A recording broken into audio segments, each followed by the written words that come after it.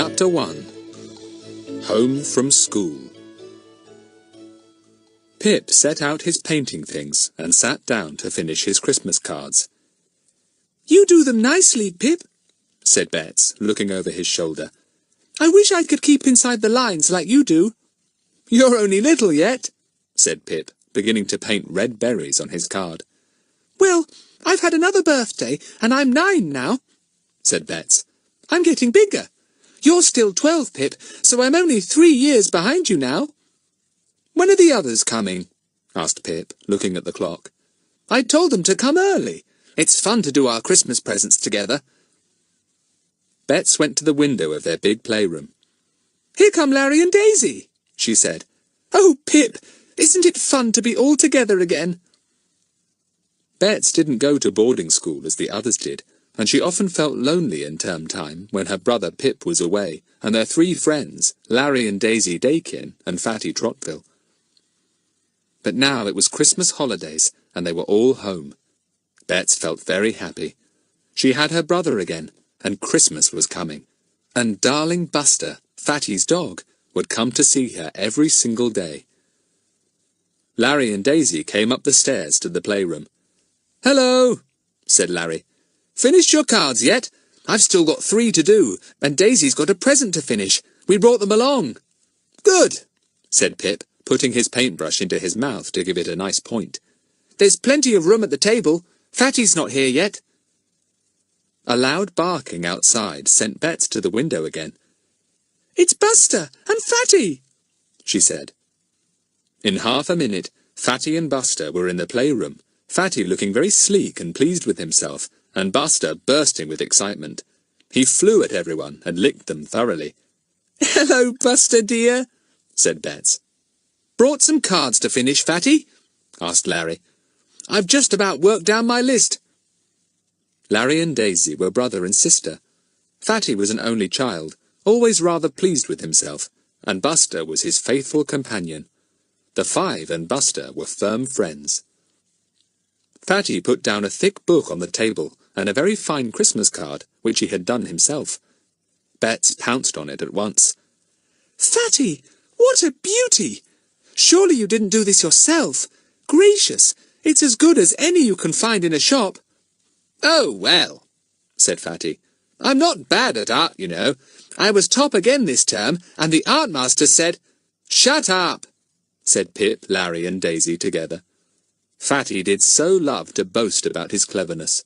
They wouldn't let him if they could help it. All right, said Fatty, looking injured. "Always biting my head off. I've a good mind not to tell you who the card is for." "For your flattering art master, I suppose," said Pip, painting a holly leaf carefully. Fatty kept silent. Bets looked at him. "Tell me who it's for," she said. "I want to know. I think it's lovely." "Well, as a matter of fact, I meant this card and this book to go to a friend of ours from all of us," said Fatty. "But seeing that only Bets admires the card, I'll just send it from myself." The others looked up. "Who's it for, then?" asked Daisy. She picked it up. "It's jolly good. Are these 5 children meant to be us, and is this Buster?" "Yes," said Fatty. "Can't you guess who the card is for? It's for Inspector Jenks." "Oh, what a good idea," said Bets. "Is the book for him, too? What is it?" She picked it up and opened it. It was a book about fishing. "That's a fine idea, Fatty," said Larry. "The inspector is mad on fishing. He'll be thrilled with the book and the card. Do send them from all of us. They're fine." "I meant to," said Fatty. "We can share the price of the book between us, and we can each write our name on the card. See what I've put inside it." He flicked it open, and the children bent to see what he had printed there, in beautiful, neat letters. "Best Christmas wishes from the 5 find-outers and dog." "That's fine," said Pip. "Golly, we've had some fun, haven't we, being the find-outers? I hope we'll have some more mysteries to solve." "We've solved the mystery of the burnt cottage and the mystery of the disappearing cat," said Daisy. "I wonder what our next mystery will be. Do you think we shall have a mystery these halls?" "Shouldn't be surprised," said Fatty. Anyone seen old Clearorf yet? Clearorf was the village policeman, Mr. Goon, detested by the children. He, in turn, detested them, especially as twice they had managed to solve problems before he himself had. No one had seen Mr. Goon. Nobody particularly wanted to. He was not an amiable person at all, with his large red face and bulging frog eyes. "We'd better all sign this card," said Fatty, producing a very fine fountain pen. Fatty always had the best of everything, and far too much pocket money. However, he was always willing to share this, so nobody minded. "Eldest first," said Pip, so Larry took the pen. He was 13.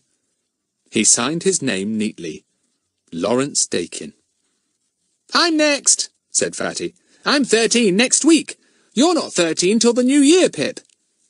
He signed his name, Frederick Algernon Trottville.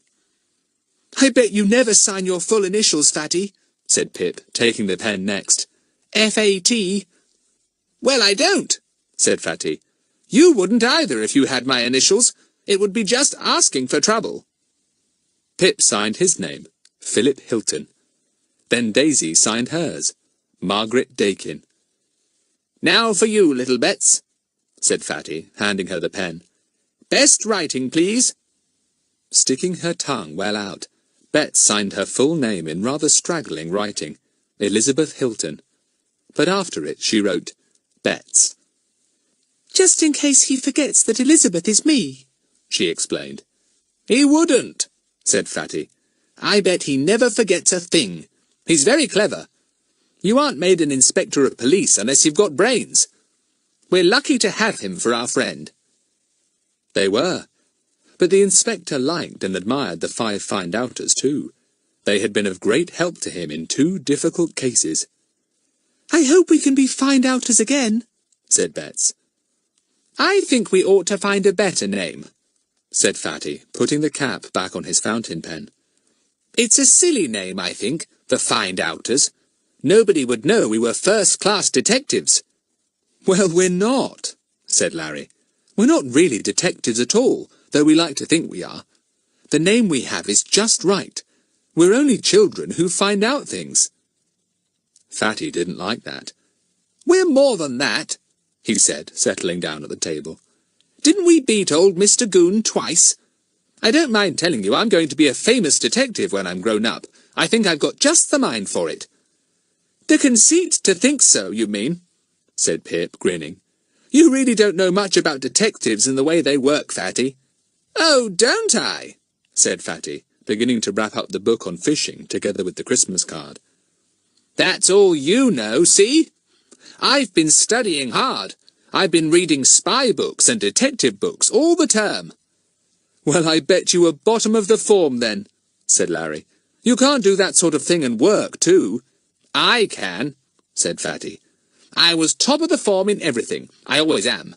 You won't believe my maths marks. I only lost—" "He's off again," said Pip to Larry. "He's like a record, isn't he?" Fatty subsided and glared at Pip. "All right," he said. "Say what you like, but I bet you don't know how to do invisible writing or get out of a locked room when the key isn't your side." The others stared at him. "You don't know either," said Pip disbelievingly. "Well, I do then," said Fatty.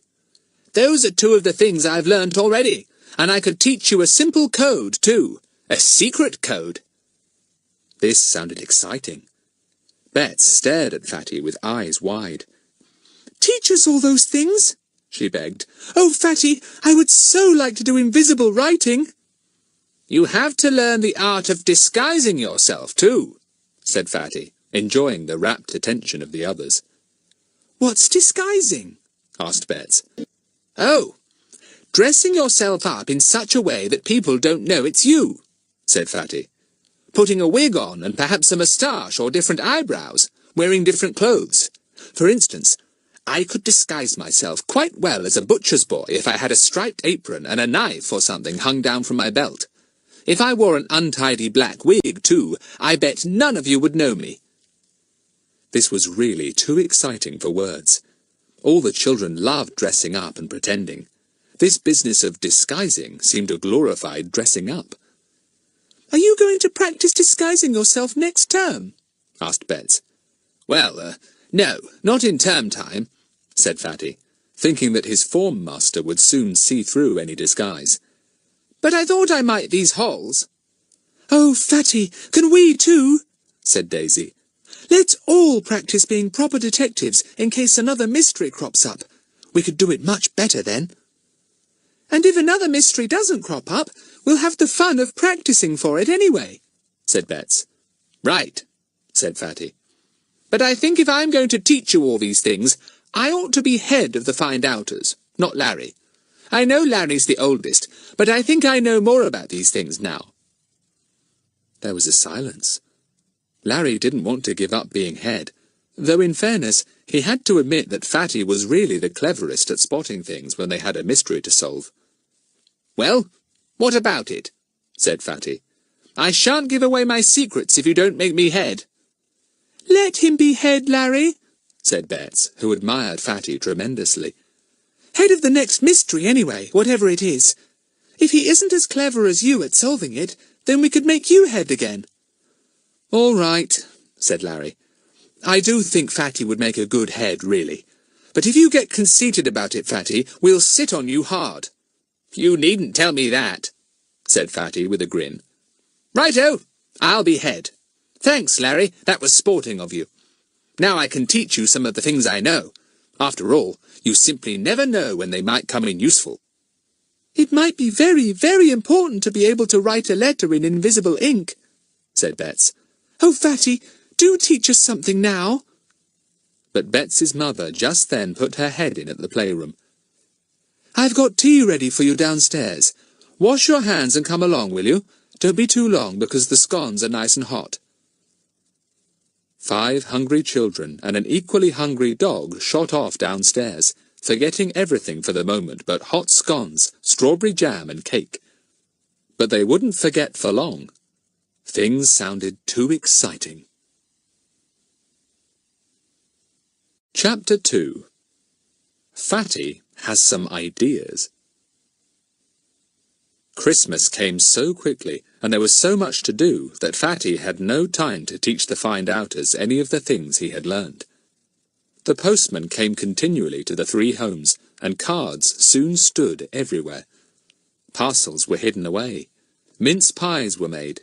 Large turkeys were delivered to houses. "I do love Christmas," said Bets 100 times a day. "I wonder what I shall get on Christmas morning. I do hope I get a new doll. I'd like one that opens and shuts its eyes properly. I've only got one doll that does that, and her eyes always stick shut. Then I have to shake her hard, and I'm sure she thinks I'm cross with her." "Baby," said Pip. "Fancy still wanting dolls." To Betsy's great disappointment, there was no doll for her in her Christmas parcels. Everyone thought that as she was now 9, and liked to say she was getting big, she wouldn't want a doll. So her mother had given her a board game, and her father a difficult jigsaw, which she knew Pip would like much better than she would. She was rather sad. But Fatty put everything right by coming round on Christmas morning with a big box for Bets. And inside was the doll she had wanted. It opened and shut its eyes without any shaking at all, and had such a smiling face that Bets lost her heart to it at once. She flung herself on Fatty and hugged him like a small bear. He was pleased. He liked Bets. Mrs. Hilton was surprised at the beautiful doll. "That is very kind of you, Frederick," she said. "You shouldn't have spent so much money on Bets, though." "I shall have plenty for my birthday," said Fatty politely. "And I've had heaps for Christmas, Mrs. Hilton. I asked for money this Christmas instead of toys or books."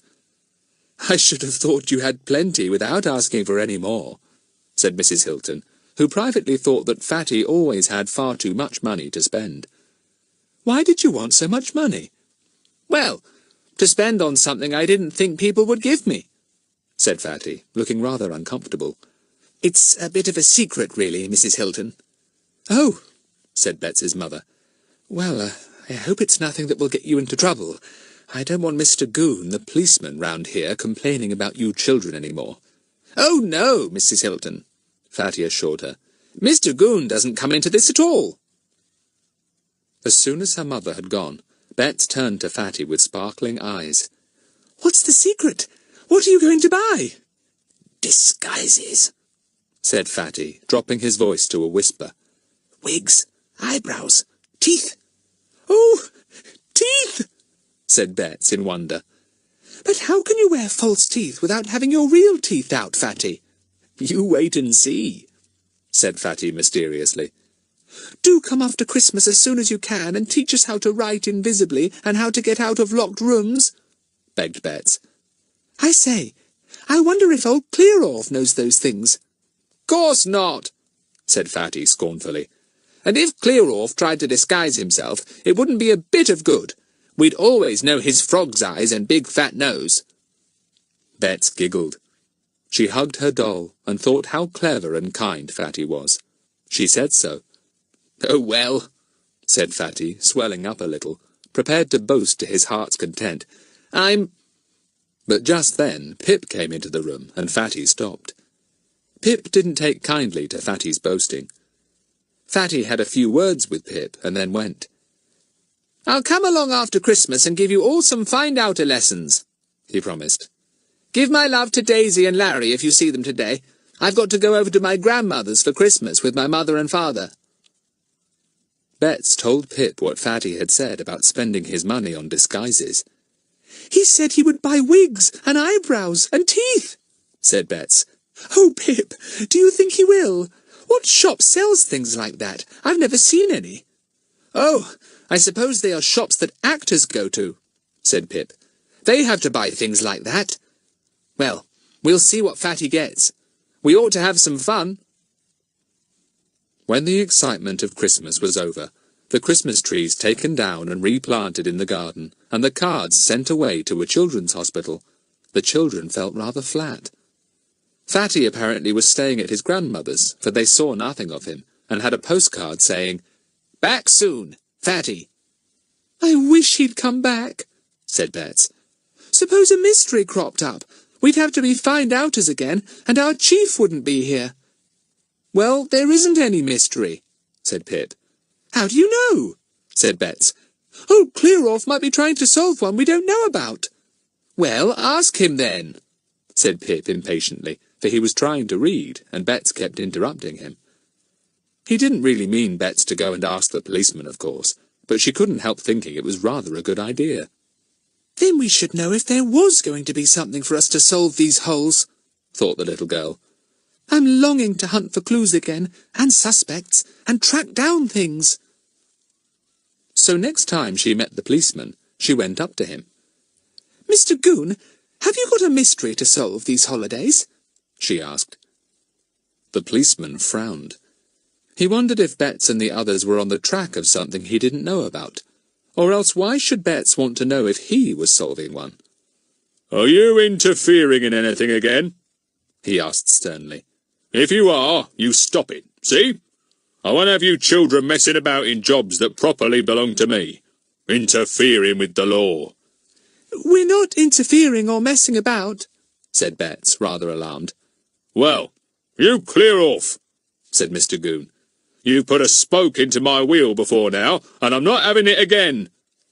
"What wheel?" said Bets, puzzled. Mr. Goon did one of his snorts and walked off. He couldn't bear any children, but he particularly detested the 5 find-outers and dog. Bets stared after him. "Well, I didn't get much out of him," she thought. "What did he mean about wheels?" It was lovely when Fatty came back again. He brought Buster with him, of course, and the little Scotty went mad with joy when he saw all his friends. "He didn't have too good a time at my grandmother's," said Fatty. "There was an enormous ginger cat there that would keep chasing him, and my grandmother insisted on his having a bath every single day. He was awfully miserable, really. He would have chased the cat, of course, but he was too much of a gentleman to go after a cat belonging to his hostess." "Have you brought any disguises yet?" asked Bets excitedly. "Just waiting for my birthday," said Fatty. "It's tomorrow, as you know. Then, when I've got enough money, I'm going up to London to do a spot of shopping." By yourself? said Larry. You bet, said Fatty. What grown-up would let me spend my money on disguises? Although we've solved 2 extremely difficult mysteries, no grown-up would think it was necessary to buy wigs and eyebrows now, would they? Even though at any moment we might have to solve a 3rd mystery. Put like that, it seemed a really urgent matter to buy disguises of all sorts. Fatty was so very serious about it. Bets felt that the 3rd mystery might be just round the corner. Fatty, can we try out the disguises when you buy them? She said. Of course, said Fatty. We'll have to practice wearing them. It will be fun. Have you brought the invisible ink with you this afternoon? asked Pip. That's what I want to see. Can you see invisible ink? asked Bets. I shouldn't have thought you could. The others laughed. Silly! The ink isn't invisible. It's only the writing you do with it that is. I've got a bottle, said Fatty. It's very expensive. He took a bottle from his pocket. It was quite small and contained a colourless liquid which, to Bets, looked like water. Fatty took out his notebook and a pen with a clean new nib. He put the bottle on the table and undid the screw top. Now I'll write a secret letter, he said, and my writing will be invisible. Bets leaned over him to see. She lost her balance and jerked hard against the table. The bottle of invisible ink was jolted over, rolled to the edge of the table, and neatly emptied its contents on the floor in a small round puddle near Buster. "Woof!" said Buster in surprise, and began to lick it up. But the taste was horrid. He stopped and looked up at the alarmed children, his pink tongue hanging out. "Oh, Buster, Buster! You've drunk invisible ink!" cried Bets, almost in tears. "Fatty, will he become invisible?" "No, silly," said Fatty. "Well, that's the end of the ink. What a clumsy person you are, Bets." "I'm terribly, terribly sorry," said poor Bets. "I just sort of slipped. Oh, Fatty, now we can't write in invisible writing." Daisy mopped up the rest of the ink. All the children were disappointed. Buster still hung out his tongue, and had such a disgusted look on his face that Larry fetched him some water to take the nasty taste out of his mouth. "Well, I know 1 or 2 more ways of writing invisibly," said Fatty, much to Bets's relief. "Anyone got an orange? Now, watch out for a little magic." Chapter 3. 2 Thrilling Lessons. There was a dish of oranges in the room. Bets fetched them. She watched with great interest as Fatty made a hole in one and squeezed the yellow juice into a cup. "There," he said. "Orange or lemon juice makes quite good invisible ink, you know." The others didn't know.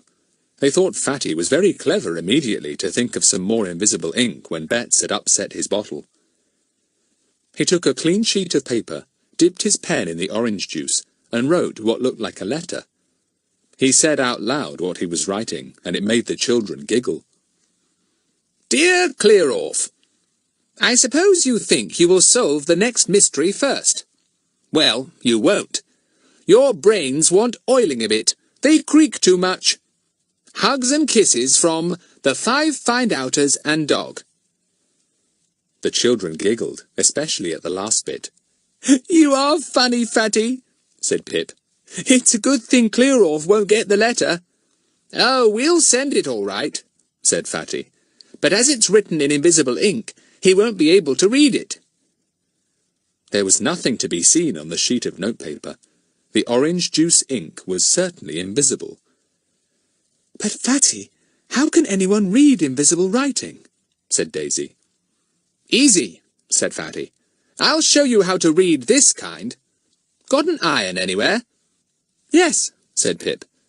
"Now watch," Fatty said, and in excitement they all watched. He ran the iron lightly over the sheet on which he had written his invisible letter. "There it is! It's all coming up in faint brown letters!" cried Bets, thrilled. "Look! My dear Clear-Off." "I suppose you will think," read Pip in delight. "Yes, it's visible now.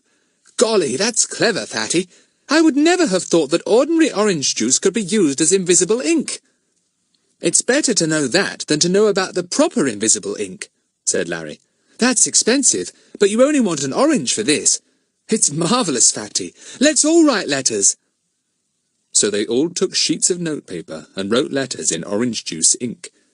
They wrote rather cheeky letters to people they didn't like, and squealed with joy when the iron made the writing visible and they each read what the others had written. Did you really mean to send old Clearoff a letter in invisible ink? Asked Daisy, remembering what Fatty had said. But what's the point if he can't read it? Just the fun of the thing, said Fatty. He'll be so wild to get a letter with no writing on it, and he won't know how to read it. We shan't tell him either. Fatty wrote out his first letter to Clearoff again, sealed up the apparently blank sheet of paper in an envelope, and printed Clearoff's name on it. It's rather a silly thing to do, I suppose, but it'll puzzle old Clearoff, said Fatty. Well, now I've taught you to write in invisible ink. Simple, isn't it? Awfully, agreed Pip. But I don't quite see what use it will be to us, Fatty. You never know, said Fatty. One of us might be captured in one mystery we solve, and we might want to get a message out to the others. If we wrote it in invisible ink, our enemies wouldn't be able to read the message. Bets thought this sounded rather thrilling, though she didn't very much want to be captured. Then a thought struck her. We'll all have to carry an orange about with us, if ever we have enemies, she said. Won't we? We'd better not take very juicy ones, or they'll get squashed. And we'd have to take a pen, said Pip. Well, I shan't bother till we have enemies. I shall, said Fatty seriously. You never know when you might need to write an invisible message. I take tons of things about with me in my pockets, just in case I might need them. This was quite true. The others were often amazed at the things Fatty carried about with him. As a rule, he had practically anything needed in an emergency, from a bottle opener to a pocket knife that contained 12 different kinds of tools. My mother goes through my pockets each night, and won't let me keep half what I want to, said Pip. My mother never does things like that, said Fatty. She never bothers about my pockets. Fatty, you said you'd show us how to get out of a locked room if the key wasn't on your side, said Bets, suddenly remembering. There's time to do that too, will you? All right, said Fatty. Take me up to one of your box rooms, where I shall be out of the way. Lock me up and leave me there. Come down here, and I'll join you in a few minutes. Fibber, said Larry and Pip together. It really did sound quite impossible. Well, try me and see, said Fatty. I don't usually say I can do things if I can't, do I? In excitement, the children took Fatty upstairs to a big box room with bare boards inside it, and on the landing as well. They put him inside, then turned the key in the lock. Larry tried the door. Yes, it was well and truly locked. You're locked in, Fatty, said Pip. We're going down now. If you can get out of here, you're clever. You can't get out of the window. There's a sheer drop to the ground. I'm not going to try the window, said Fatty. I shall walk out of the door. The others went down, feeling rather disbelieving. Fatty surely couldn't be as clever as all that. Why, it would be like magic if he could go through a locked door. Only Bets really believed he could. She sat with her eyes on the playroom door, waiting for him to come. Pip got out the Ludo board. Let's have a game, he said. Old Fatty won't be down for ages, I expect. We shall hear him yelling to be let out in about 10 minutes' time. They set the counters in their places. They found the dice and put them in the thrower. Daisy threw first, but before she could move her counter, the door opened and in walked Fatty, grinning all over his face. Golly! How did you do it? Asked Larry in the greatest surprise. I knew you would, squealed Bets. How did you do it? Asked Pip and Daisy, burning with curiosity. Go on, tell us. It's easy, said Fatty, smoothing back his tidy hair. Too easy for words. Don't keep on saying that. Tell us how you did it, said Larry. It's extraordinary. Well, come up and I'll show you, said Fatty. As a matter of fact, it's a thing all detectives ought to jolly well know. Elementary." "What's elementary?" asked Bets, climbing the stairs behind Fatty. "What I've just said. Too easy for words," said Fatty. "Well, here we are. Now, Larry, you lock us all four into the room. Buster too, if you like, or he'll scratch the door down, and then you can all watch what I do. I tell you, it's elementary." The three who were locked in with Fatty watched in excitement. They saw the door shut. They heard Larry turn the key in the lock. They each tried the door. Yes, it was locked all right. "Now watch," said Fatty. He took a folded sheet of newspaper from his pocket and unfolded it. He flattened the big, wide double sheet. Then, to the children's surprise, he slid the newspaper under the bottom of the door until only a small piece was left his side. "What have you done that for? That won't open the door," said Bets. Fatty didn't answer. He took a piece of wire from his pocket and inserted it into the keyhole. The key was in the other side, where Larry had left it. Fatty jiggled about with the piece of wire, and then suddenly gave a slight push. There was a thud on the other side of the door. "I've pushed the key out," said Fatty. "Did you hear it fall? Well, the rest is easy. It's fallen onto the newspaper outside, and all I have to do is pull the paper carefully back. Oh, very carefully, and the key will come with it." Holding their breath, the children watched the newspaper being pulled under the door. There was a fair space between door and boards, and the key slid easily under the bottom of the door, appearing inside the room. Fatty took it, slid it into the lock, turned it, and opened the door. "There you are," he said. "Very simple. Too easy for words. How to get out of a locked room in 1 minute." "Fatty, it's marvellous! I'd never, never have thought of that!" cried Daisy. "Did you make up the trick yourself?" Much as Fatty liked the others to think he was marvellous, he was too honest not to admit it wasn't really his brainwave. "Well, I read it in one of my spy books," he said, "and I tried it out when I got locked in for a punishment one afternoon last term. It gave the master a turn, I can tell you, seeing me walk past him after he'd locked me up." "It's wonderful," said Bets. "So easy, too. There's only one thing, Fatty, though. It wouldn't work if you were locked up in a room that had a carpet going under the door, because there wouldn't be room to pull in the key." "You're right, Bets. That's a good point," said Fatty. "That's why I wanted to be locked into a box room and not in the playroom downstairs." The others were so thrilled with this new trick that they wanted to try it themselves. "All right," said Fatty. "It'll be good practice. You simply never know when you might be locked up somewhere. Each of you do it in turn." So, much to Mrs. Hilton's surprise, the 5 children and Buster spent the whole afternoon apparently doing nothing but walk in and out of the cold box room to the accompaniment of squeals and giggles. "Jolly good, find-outers," said Fatty, when even Bets could escape from the locked room quite easily. "Jolly good. Now tomorrow I'll go up to London and get some disguises. Look out for some fun the day after." Chapter 4. A Very Peculiar Boy. Next day was Fatty's birthday. He was always sorry it came so near Christmas, because it meant that many people gave him a Christmas and birthday present in one. "It's bad luck, Fatty," said Daisy. "But never mind, we won't do that. We'll give you proper birthday presents as well as Christmas presents." So early after breakfast, Pip, Bets, Daisy, and Larry walked up to Fatty's house to give him the presents they had got for him. "We'd better go early, because Fatty said he was going up to London to buy those disguises," said Daisy.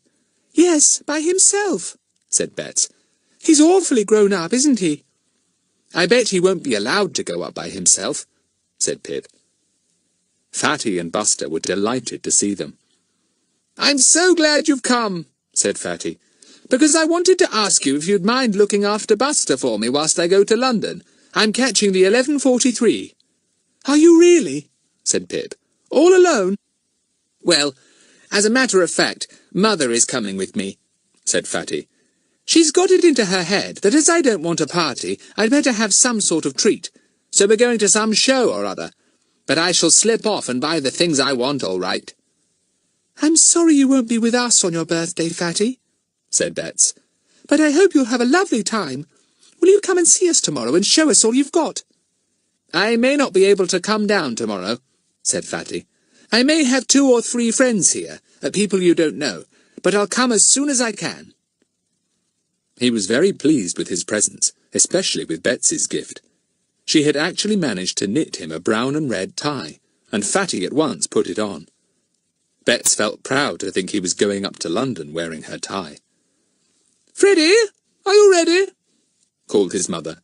"We mustn't miss the train." "Coming, mother," sang out Fatty. He took down his money box and hurriedly emptied all his money into his pockets. The others gaped to see so much. There seemed to be piles of money. "My aunts and uncles were only too glad to give me money instead of having the bother of buying me presents," said Fatty with a grin. "Don't tell mother I've got so much on me. She'd have a blue fit." "Would she really?" said Bets, wishing she could see Mrs. Trotville in a blue fit. "Oh, Fatty, don't get your money stolen, will you?" "No detective would be such an idiot as that," said Fatty scornfully. "Don't you worry. The only person to take money out of my pocket is myself. Now, Buster, do be a good dog today. Come home tonight by yourself." "Woof," said Buster politely. He always seemed to understand what was said to him. "Have you left that invisibly written letter at Mr. Goon's house yet?" asked Bets with a giggle. "No, I thought I'd send one of my friends down tomorrow with it," said Fatty, grinning. "I didn't want Mr. Goon to see me." All right, Mother, I'm just coming. I don't mind if I do have to run all the way. Goodbye, Buster. Hold him, Bets, or he'll tear after me all down the road to the station." Bets held Buster, who wriggled and struggled wildly, barking desperately. He couldn't bear Fatty to go anywhere without him. Fatty disappeared after his mother, trotting down the drive like a fast pony. "I hope Fatty will be able to get the things he wants," said Pip. "It will be such fun to wear disguises." They went home with Buster, who at first looked very aggrieved and kept his tail down. But on being presented with a perfect giant of a bone by Bets, he decided to get his wag back. After all, when Fatty went away, he always came back again. It was just a question of waiting for him. Buster was prepared to wait if he could while away the time with such a marvellous bone. "It's a pity old Fatty won't be down for a day or two," said Larry. "I hope his friends don't stay long. He didn't tell us who they were." "Some of his school friends, I expect," said Pip. "Well, he'll be down in 2 or 3 days' time, and then we'll have gorgeous fun looking at his disguises." Buster went home by himself that night, trotting down the drive like a good little dog. He took the remains of the bone with him. He wasn't going to leave it for Pip's cat to finish. Next day, Larry and Daisy came down to play with Pip and Bets. Their playroom was so big and cheerful that it made a nice meeting place. Bets sat on the window seat reading. She heard the click of the gate down the drive and waited to see who was coming. Perhaps it was Fatty after all. But it wasn't. It was a funny-looking boy with a limp, a pale, sallow face and curly hair that stuck out from under a rather continental-looking cap. He carried a note in his hand. Bets supposed it must be for her mother. She wondered who the boy was. She heard the front door open below. Then evidently the maid showed the boy into the sitting room where Mrs. Hilton was. Bets waited for him to come out into the drive again. "There's a funny-looking boy come with a note," she said to the others. "He must be seeing Mother. Do watch him come out again." They went to the window to watch. But suddenly the playroom door was opened, and in came Mrs. Hilton, followed by the boy, who appeared to be very shy. He hung back and twisted his cap round and round in his hands and hung his head. His hair was as curly as Bets's was, but his face was very pale. He had jutting out teeth like a rabbit, and they stuck out over his lower lip. "Children, this is a friend of Frederick's," said Mrs. Hilton. "He brought me a note from Mrs. Trotville, and I thought you might like to ask him in for a few minutes. He would like to see your things, I'm sure. He's French, and doesn't seem to understand much English. But still, as Pip was top of his form in French last term, I expect he can talk to him all right." The boy hung back. Pip went forward and held out his hand. The boy took it and gave it a limp shake. "Comment allez-vous?" he said. "That means, how do you do, Bets?" explained Larry. "Très bien, merci," said Pip, feeling that he must say something to justify his mother's pride in his French. But it was one thing to write French sentences in school, when you could look up every single word, and quite another to say something ordinary. For the life of him, Pip couldn't think of a single thing to say in French. Bets was sorry for the boy. She went forward and took his hand. "Don't be shy," she said. "Why didn't Fatty come with you?" "Je ne comprends pas," said the boy, in a rather silly, high voice. "That means he doesn't understand," said Pip to Bets. "Let me try now." He cleared his throat, thought hard, and addressed the boy. "Où est Fatty? Frederick, I mean." "Je ne comprends pas," said the boy again, and twisted his cap round and round furiously. "Golly, he doesn't even understand his own language," said Pip in disgust. "I wonder what his name is. I'll ask him. I know the French sentence for 'What is your name?'" He turned to the boy again. "Comment appelez-vous?" he said. "Ah!" said the boy, evidently understanding this. He smiled, and the children saw his enormous jutting-out teeth, which gave him a very peculiar look. "My name, it is Napoleon Bonaparte." There was a silence after this extraordinary statement. The children didn't know what to think. Was the boy called after Napoleon Bonaparte, the famous Frenchman, or was he pulling their legs? The boy walked across the room, limping badly. Bets wondered what he had done to his leg. "Is your leg bad?" she asked sympathetically. To her horror, the boy fished out a very dirty handkerchief and burst into floods of tears. He muttered strings and strings of French-sounding words into his handkerchief, whilst the others stared at him in discomfort, not in the least knowing what to do. Mrs. Hilton put her head into the room again to see how the children were getting on with their new friend. She was simply horrified to see him apparently in floods of tears. "What's the matter?" she said. "What have you been doing to the boy?" "Nothing," said the children indignantly. "I only just asked him about his bad leg," added Bets. The boy gave a loud howl, limped across the room to the door, pushed by the distressed Mrs. Hilton, and disappeared down the stairs. "Ah, ma jambe! Ma jambe!" he wailed as he went. "What's jambe?" asked Bets, bewildered. "Leg! He's yelling out, 'Oh, my leg, my leg!'" said Pip. "I must ring up Mrs. Trodville and ask her about the boy," said Mrs. Hilton. "Poor child, he doesn't seem at all well. I wish I hadn't brought him up to you now. He did seem very tongue-tied and shy, I must say." The front door crashed shut. The children crowded to the window and watched the extraordinary French boy go limping down the drive. He still had his handkerchief in his hand, which every now and again he dabbed at his eyes. "Well, if that's one of Fatty's friends, I'm glad he didn't ask us to play with him," said Larry in disgust. "I'll just leave the boy time to get back to Mrs. Trotville's," said Mrs. Hilton, "and then I really must telephone her to ask if he's arrived all right and to apologize for your upsetting him so." The children stared at her indignantly. "Upsetting him?" said Pip.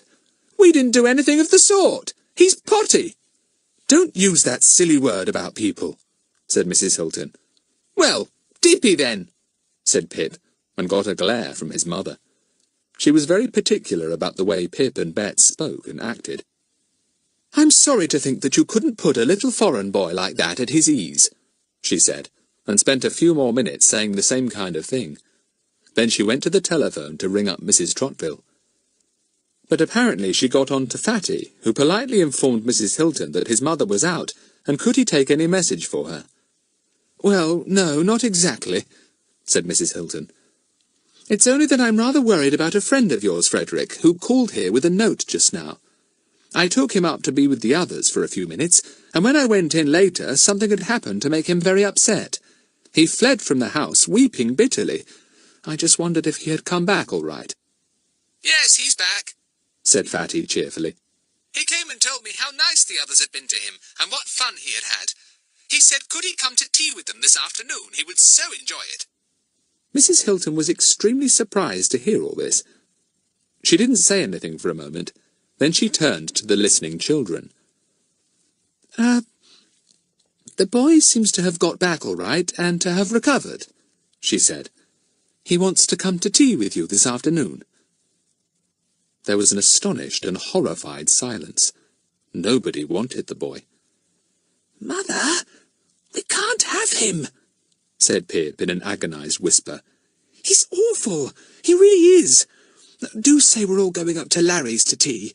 Larry, can we come? We simply can't have that awful boy here again." Larry nodded. Mercifully, Mrs. Hilton seemed to agree with them, and she turned to the telephone again. "Oh, Frederick, are you there? Will you tell your friend that Pip and Bets are going out to tea with Larry and Daisy this afternoon, so they won't be able to have your little French friend? I'm so sorry." "Good for you, Mother," said Pip when she put the telephone down. "Golly, wouldn't it have been simply awful to have that boy stuck here for hours? I bet old Fatty wanted us to have him to tea just to get rid of him. I bet the boy didn't really ask to come. He was scared stiff of us all." "Well, you'd better come up to us this afternoon," said Daisy. "Seeing that we've told Fatty that, come up as soon after dinner as you can, about 2:30 if you like." "Right," said Pip. "We'll be along. Golly, how can Fatty put up with friends like that?" Chapter 5. Clever Fatty. About 2:30 that afternoon, Pip and Bets set off to go to Larry's. They had to go through the village, and to their horror, they saw the French boy limping along the street. "Look, there's that awful boy again," said Pip. "We'll just grin at him and go on. Don't let's stop, for goodness sake, Bets. He might start jabbering at us again, or howling into his hanky." The boy went in at the gate. It was Mr. Goon, the policeman's gate. He had a note in his hand. "Look, I bet Fatty has got his French friend to deliver that invisible letter," said Pip. "Let's just wait and see what happens. He's knocked at the door, so old Clearoff may open it." The two waited near the gate, half hidden by a bush. They saw the door open, and Mr. Goon's red face appeared. "I have something for you," said the boy in a foreign accent. "Mr. Goon, is it not?" "Yes," said Mr. Goon, looking in surprise at the boy. He never remembered having seen him before. The boy presented him with a letter, bowed deeply and courteously, and waited. "What are you waiting for?" said Mr. Goon. "I not understand," said the boy politely. Mr. Goon appeared to think the boy was deaf, so he raised his voice and shouted, "I said, what are you waiting for?" "I wait for what you say? Answer. Ah, yes, I wait for the answer," said the boy. "Humph," said Mr. Goon, and slit the envelope open. He unfolded the blank sheet and stared at it. His face went purple. "See here," said Mr. Goon, and he thrust the blank letter in the boy's face. "Someone's been playing a joke on me. Silly sort of joke, too. Wasting the time of the law like this. Who gave you the letter?" "I not understand," said the boy, and smiled politely at the policeman, showing all his jutting-out teeth. "It is a mystery, is it not? A letter with nothing in it. Ah, truly a great mystery." The word mystery seemed to strike Mr. Goon. Since the children had solved 2 strange mysteries before he did, he had been rather sensitive about mysteries, and terribly afraid that the children might happen on a 3rd one before he did. He gazed at the letter. "Maybe it's a secret letter," he said. "Maybe it's got a secret message. Who gave this to you?" "I not understand," said the boy irritatingly. "Well, I'll test the paper for secret ink, said Mr. Goon most surprisingly. Bets gave a gasp. "Oh, Pip," she said in a whisper. "it's got such a rude message." The boy seemed to think it was time to go. He raised his cap, bowed deeply once more, and limped down the path, almost bumping into Bets and Pip. "Bonjour," he said courteously. Bets knew that meant good day. She hardly dared to answer, because she was so afraid she might make him burst into tears again. Pip nodded curtly to the boy, took Bets by the arm, and moved smartly up the street. To their annoyance, the boy followed. "You will take me to tea with your friends?" he said to their great horror. "Certainly not," said Pip, getting annoyed. "You can't ask yourself out to places like that." "Ah, thank you a million times. You are so kind," said the boy, and walked with them. "I said, no, we can't take you," said Pip. "Go home." I come," said the irritating boy, and linked his arm in Pip's. "You are so kind." "Goodness, what are we to do with him?" said Bets. "I bet Fatty told him to come and meet us and ask to go with us. Fatty would be sure to want to get rid of him. He's awful." She turned to the boy. "Go home," she said. "Oh dear, I feel as if I'm talking to Buster when I say that. Do go home." To her horror, the boy pulled out his hanky and began to sob into it. But they were strange sobs. Pip suddenly snatched away the boy's hanky and stared at him. There wasn't a single tear in his eyes, and he was laughing, not crying. said this amazing boy. "You'll be the death of me. I can't keep it up any more. Oh, Bets, oh, Pip, I shall crack my sides with laughing." It was Fatty's voice! Fatty's voice! Bets and Pip stared in the utmost amazement. How could this boy talk with Fatty's voice? The boy suddenly put his hand to his mouth and whipped out the curiously jutting teeth. With a quick look round to make sure no one was looking, he lifted his curly hair, and underneath the wig was Fatty's own smooth hair. "Fatty! Oh, Fatty, it's you!" cried Bets, too astonished even to hug him. "Golly, Fatty, you're a marvel!" said Pip in awe. "You absolutely took us in. How did you get such a pale face? And those teeth, they're marvellous. Your voice, too. You talked just like a silly, shy French boy. And to think I tried to talk French to you, too." "I know. The hardest thing for me was trying not to laugh," said Fatty. "I did burst out just before your mother came into the room this morning, and I had to pretend I was howling. I say, didn't I take you all in?" "How did you dare go and face old Clear-Off like that?" said Pip. "However did you dare?" "Well, I thought if I could deceive you as easily as all that, Clear-Off would never guess," said Fatty, walking on with them. "Come on, let's go to Larry's, and you can say I joined you on the way up. We'll get another laugh, and then we'll have to talk about old Clear-Off and that letter. I hope to goodness he doesn't know how to test for invisible writing. That wasn't a very polite letter." They went in at Larry's gate, walked in at the side door and up to Larry's room. Larry and Daisy were there. They stared in horror when they saw the French boy again. "He wants to come, too," said Pip, hoping he wouldn't giggle. "He met us in the road.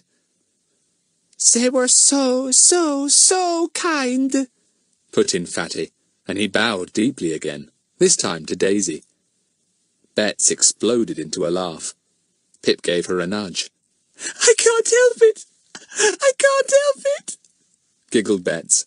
"Don't glare at me, Pip. I just can't help it." "What can't she help?" said Larry in astonishment. "Honestly, she's potty too." Fatty spoke suddenly in his own voice. "I hope you don't mind me coming to tea, Larry and Daisy." Larry and Daisy jumped violently.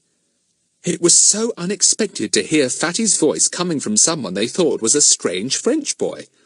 Daisy gave a squeal. "You wretch! It was you all the time! Fatty, you're simply marvellous. Is that one of your disguises?" "Yes," said Fatty, and he took off his curly wig and showed it to them. They all tried it on in turns. It was amazing the way it altered them. "The teeth are fine, too," said Larry. "Let's rinse them and I'll put them on. I bet you won't know me." They didn't. It made Larry look completely different to wear the odd, jutting-out teeth. They were not solid teeth, but were made of white celluloid, with pink celluloid above to make them look as if they grew from the gum. "And your limp! And your voice!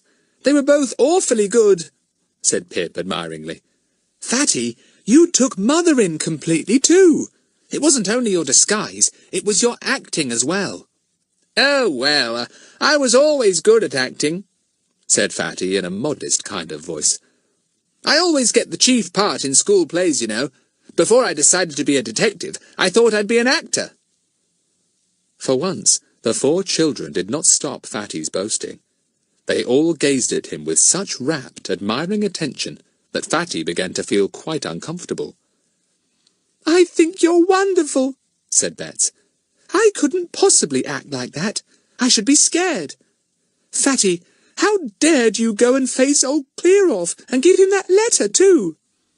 "I think that was a bit of a mistake now," said Fatty, considering. "If he does run a warm iron over the blank sheet, he'll read the letter, and it's a bit rude, really." "Awfully rude," said Daisy. "I only hope he won't go and show it to our parents. That really would be sickening." Pip felt alarmed. His mother and father were strict and would not allow rudeness or bad behaviour of any sort if they could help it. "Golly," said Pip, "this is awful. I wish we could get the letter back." Fatty, looking like himself now that he had taken off the wig and the teeth, looked at Pip for a moment. "That's a good idea of yours, Pip," he said. "We will get it back. Otherwise, he'll certainly show it round to all our parents and we'll get into a row." "I don't see how in the world we can possibly get it back," said Larry. "What about one of us putting on a disguise and—" began Fatty, but they all interrupted him. "No, I'm not going to face old Clearoff now." "I wouldn't dare." "Golly, he'd arrest us. He'd see through any disguise I wore." All right, said Fatty. "I'll go and face old Clearoff in my French boy disguise again, and I bet I'll get that letter back too." "Fatty, you're marvellous," said everyone together, and Fatty tried in vain to look properly modest. Chapter 6. Fatty and Mr. Goon. "How can you possibly get our letter back, though?" asked Larry. "I mean, old Clearoff isn't likely to hand it meekly to you, is he?" "Fortune favours the bold," said Fatty. "I propose to be bold. First of all, I want to write another letter in invisible writing. Hand me an orange, Larry." Larry gave him an orange, and he squeezed juice from it into a cup.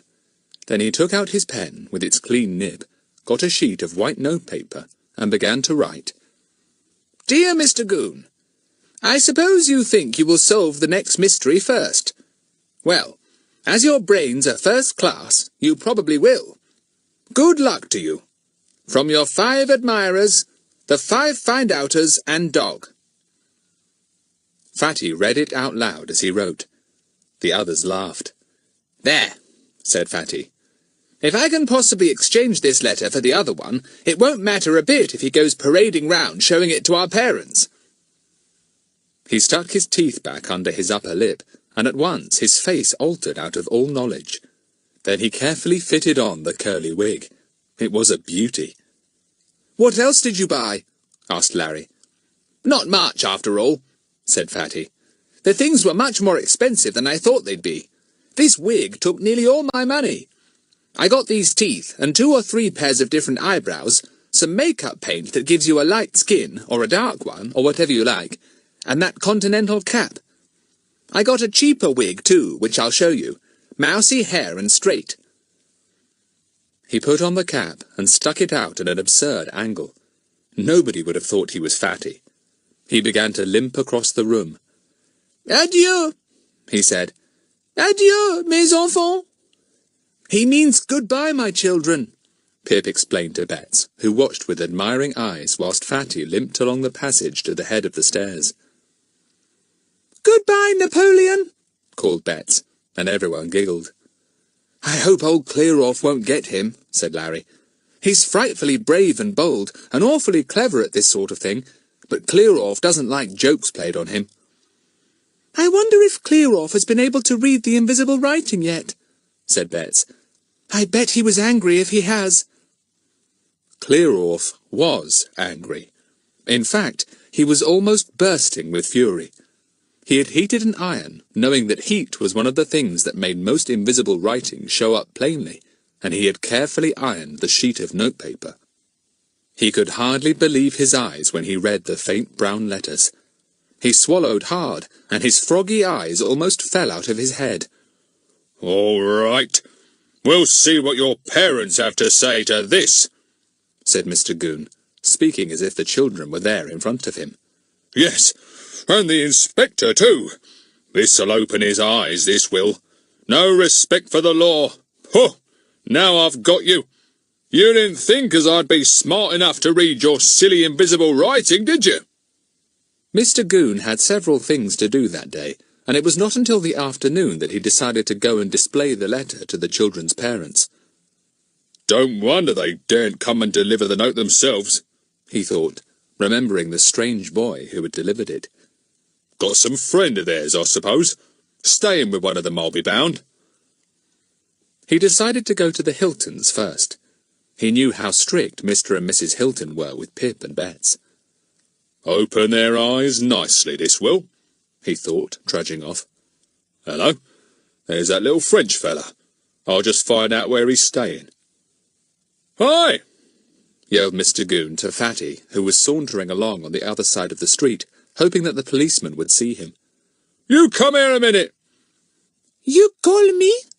said Fatty politely, in the high, foreign kind of voice he had used before.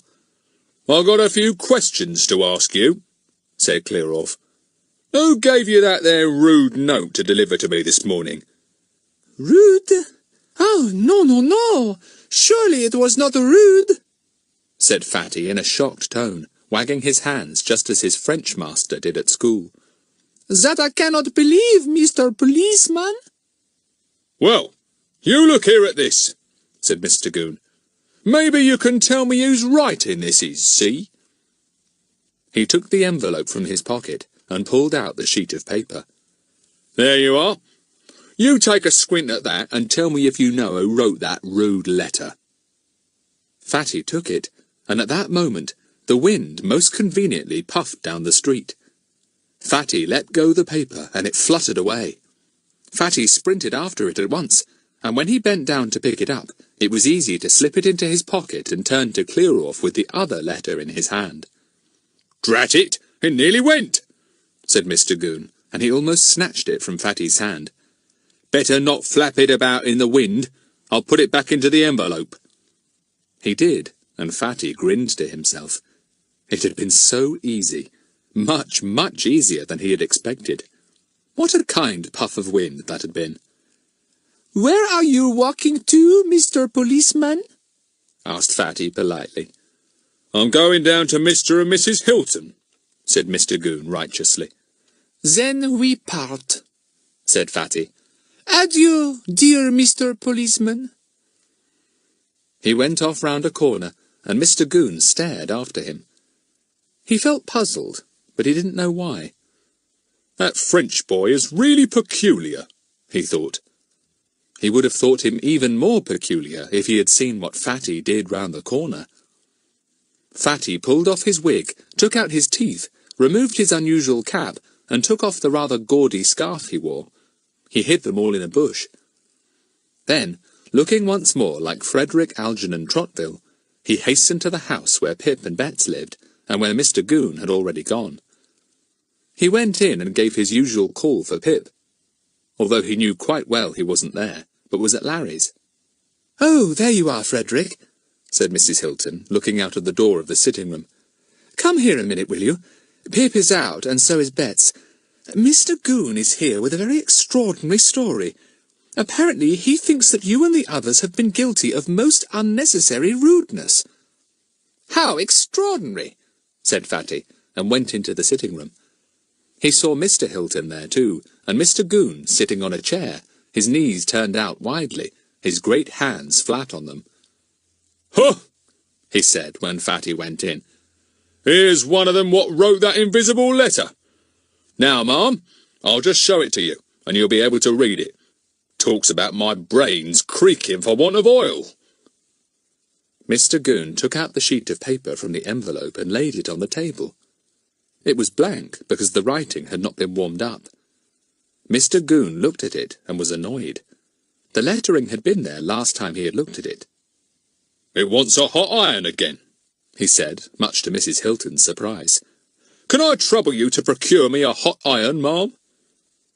One was brought, and then Mr. Goon ran it over the sheet. "There you are," he said in triumph as the faint brown lettering became visible. "You just read that, ma'am and sir. What do you think of that for a letter sent to a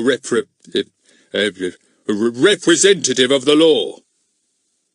Mrs. Hilton read it out loud. "Dear Mr. Goon, I suppose you think you will solve the next mystery first.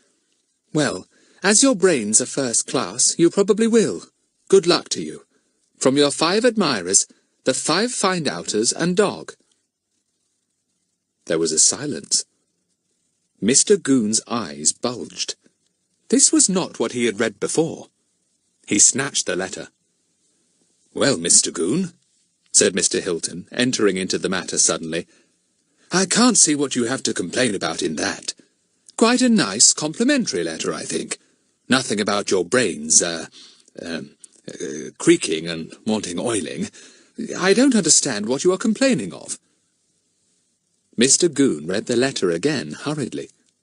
He couldn't believe what he saw. "This here ain't the letter," he said. "There's some dirty work going on. Did you write this letter, Frederick?" "I did," said Fatty, "and I can't think why you should object to us expressing our admiration for you. Or perhaps you think you haven't got first-class brains." "That will do, Frederick," said Mrs. Hilton. Fatty looked hurt. "What's become of the letter I first had?" said Mr. Goon, feeling more and more puzzled. "Yes, and what I want to know is, are you children messing about with any more mysteries? Because if you are, you'd better tell me, see? If you go snooping around trying to find out things, you may get into serious trouble." Fatty couldn't resist the temptation to let Clearoff think he and the other children really were trying to solve another mystery. So he looked very solemn indeed. "I can't give any secrets away, Mr. Goon, can I? It wouldn't be fair." Mr. Goon at once thought there must be a secret, a mystery he didn't know about. He got so red in the face that Fatty thought it was about time he was going. "Well, I must be off," he said to Mrs. Hilton in his politest voice. "Goodbye." And before Mr. Goon could think of any good reason for stopping him, he went. He exploded into loud laughs as soon as he was out of earshot. Then he decided he had better go and get his disguise from the bush. He would put it on again to save carrying it, and would pop back to his house to fetch old Buster. So, in a few minutes, Fatty, once more in disguise, was walking home looking the same curly-haired boy that Mr. Goon had already seen twice that day. And Mr. Goon spotted him just as he walked in at his gate. "Oh," said Mr. Goon, pleased. "So that's where that boy is staying, with that Frederick Trotville. I'll be bound he had something to do with altering that there invisible letter. Oh, how it was done beats me.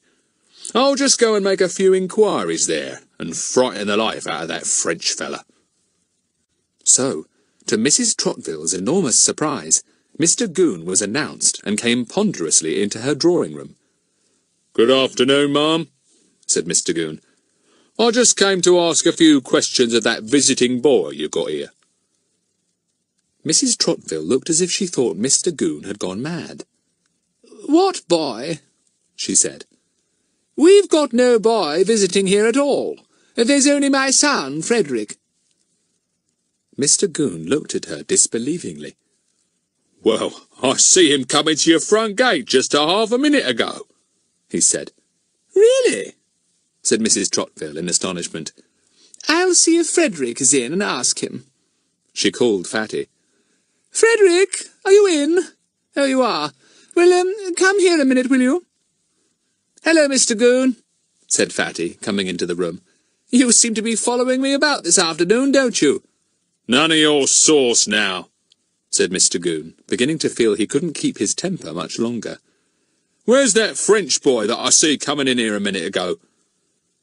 Fatty wrinkled his forehead and looked in a puzzled manner at Mr. Goon. French boy? I don't know who you mean. Mother, have we got any French boys here? Of course not. Don't be silly, Frederick, said his mother. I wondered if a friend of yours had come to call. There's nobody here but me, said Fatty truthfully. No other boy, I mean.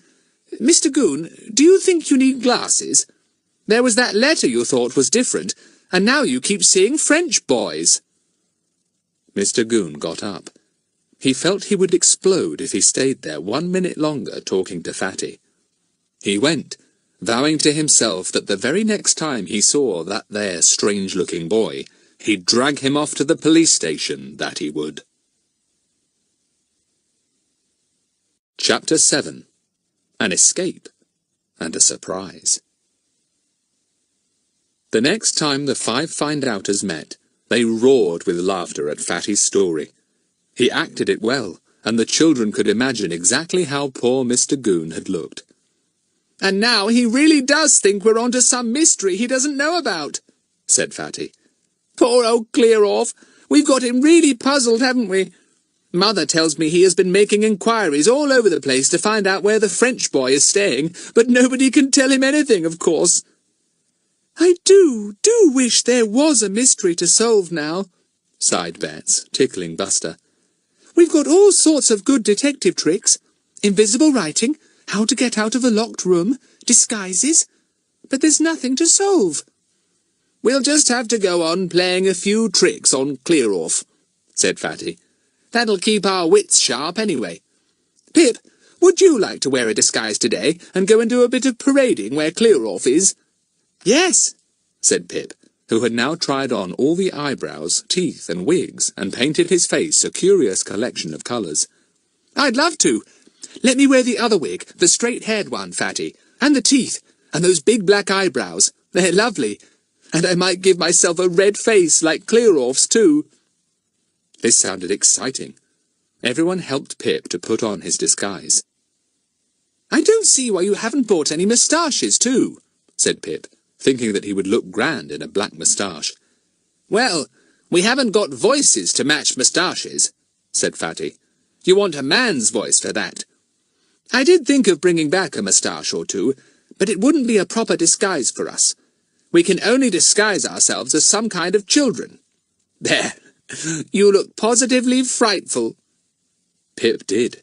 He had a fiery red face, black fierce eyebrows, the awful jutting-out teeth, and the straight-haired wig. He borrowed a red scarf from Daisy, put on his mackintosh inside out, and then felt himself sufficiently disguised. Goon always goes down the village and round the corner at 11:30, said Larry. There won't be anyone much about today. It's such an awful day, and there's a fog coming on. Wait round the corner for him, and then ask him the time or something. Please, sir, what's the time? Said Pip, in an astonishingly deep, hoarse voice. Everyone laughed. That's fine, said Larry. Well, off you go, and come back quickly and tell us what happened. Pip set off. Down in the village, it was foggy. He could hardly see more than a yard in front of him. He waited about at the corner, listening for Clear-Off's heavy feet. Someone came unexpectedly round the corner, walking quietly and lightly. Pip jumped, but the other person jumped much more. The sight of Pip's fiery face, fierce eyebrows, and awful teeth made old Miss Frost scream. "Oh, help! Who is it?" she squealed, and turning back, she raced down the village street. She bumped into old Clear-Off. "There's a horrible person round the corner," she panted. "Awful red face and grey eyebrows, and the wickedest teeth I ever saw, sort of hanging out of his mouth." The mention of sticking out teeth reminded Mr. Goon of the French boy, and he wondered if it was he who was hanging about round corners. So trying to walk as lightly as he could, he tiptoed to the corner and went round it very suddenly. Pip was there. Mr. Goon was on him almost before he could move. The policeman stared in amazement at the boy's fiery face, the absurd eyebrows, and the familiar jutting-out teeth. "Here, what's all this?" he began, and shot out a powerful arm to get hold of Pip. Pip felt his grip on his mackintosh and had to wriggle right out of it before he could escape. Mr. Goon was left standing with a mackintosh in his hands. But he didn't stand for long. He went after Pip at top speed. Pip was frightened. He hadn't really thought Mr. Goon would catch hold of him so quickly, and now he had got his mackintosh. Blow! Well, he mustn't be caught, or there would be very awkward questions to answer. For a minute he was sorry he had gone out in such an extraordinary disguise. Then, as he gained a little on the panting policeman, he began to enjoy the adventure. They tore up the road. They raced up the hill and over it. Pip made for open country, thinking that he might be able to get behind a hedge and let Mr. Goon go lumbering by in the mist. He came to a gateway and remembered that it led up the drive to an old empty house. No one had lived there for ages and ages. It belonged to somebody who seemed to have forgotten all about it. He tore into the drive, hoping that Mr. Goon would go on without seeing him. But the policeman was not to be put off so easily. He tore up the drive too.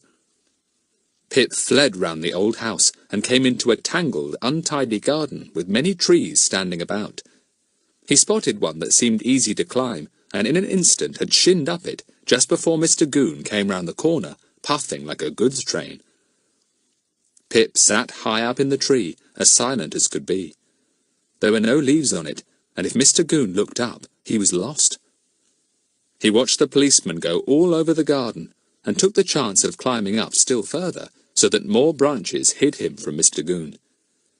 He was almost at the top of the tree now, level with the highest story of the house. He watched Mr. Goon, hardly daring to breathe.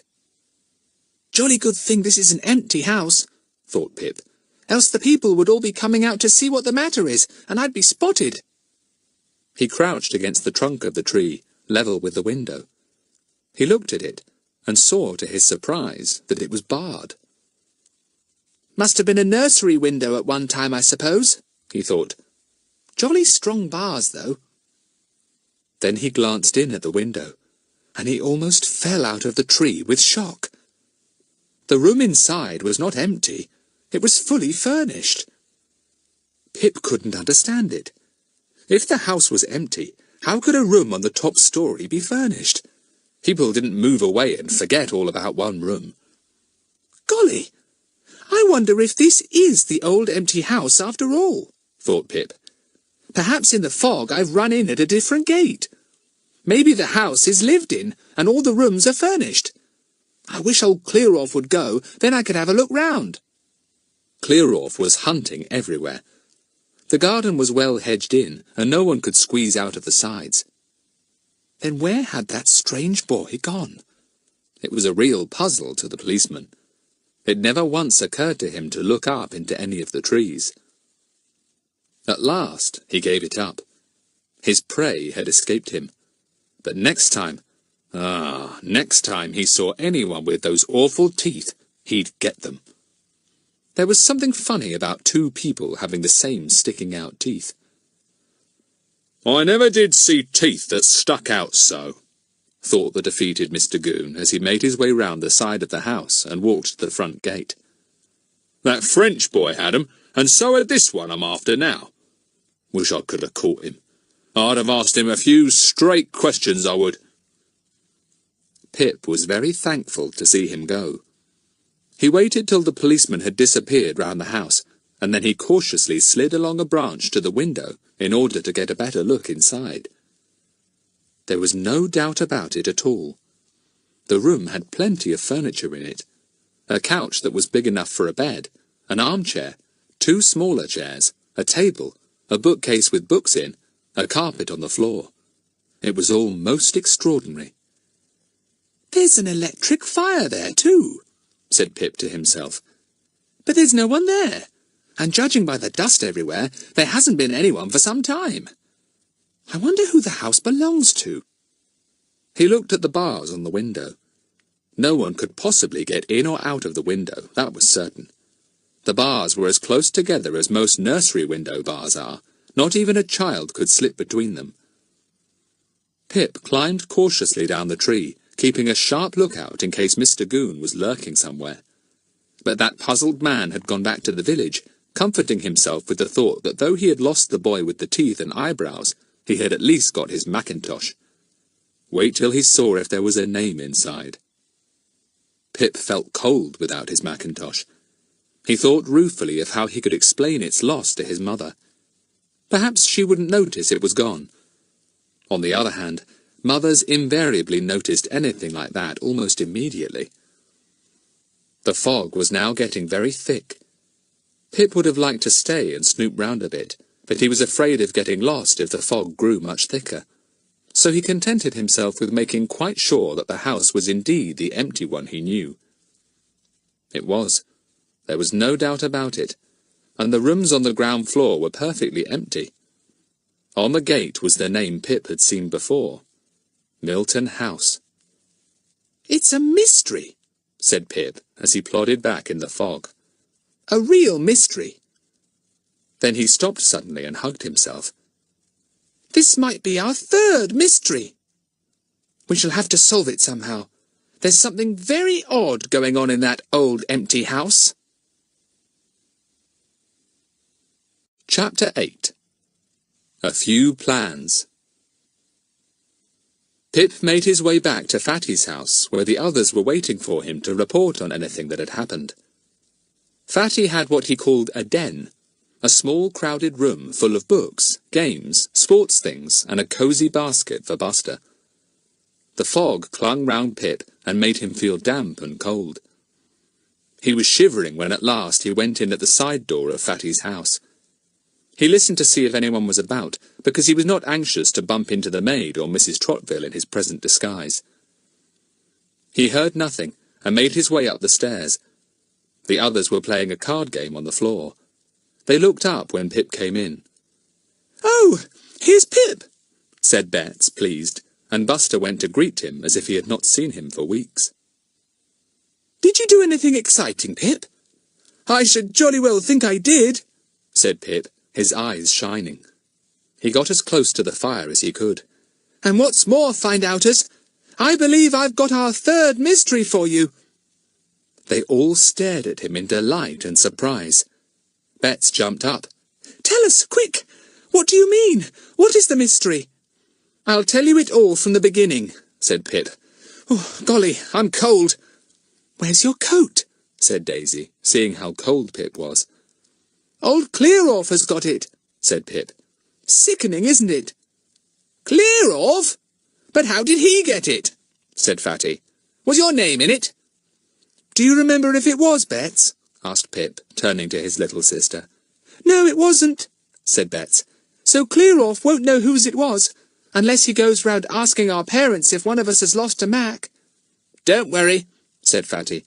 "My old Mac is almost exactly like Pip's. I've got a new one. Pip can take mine. Then if Clear-Off goes round asking our parents if we've lost one, Pip can produce mine." "Thanks, Fatty," said Pip, relieved. "You always come to the rescue. Well, let me tell my story." He began, and the children giggled to hear how poor old Miss Frost got such a fright to see the fierce eyebrows, red face, and awful teeth just round the corner, and roared when Pip described what a dance he had led Mr. Goon in the fog. "Fancy him not looking up into the trees," said Fatty. "He'll never make a detective. But you haven't come to the mystery yet, Pip. What is it?" "Well," said Pip importantly, "as you all know, Milton House is empty. Has been empty for ages, hasn't it?" The others nodded. They knew the house quite well. "All right," said Pip. "Well, listen to this. One of the rooms at the very top of the house is fully furnished." Everyone stared in amazement. "Fully furnished?" said Fatty. "How very extraordinary! Does someone live there after all, then? And if so, why does he live at the top of the house? Pip, this is certainly very peculiar." "It is, isn't it?" said Pip, pleased at the interest he had caused. "Don't you think it's going to be our third mystery? I'm sure there's something odd about it."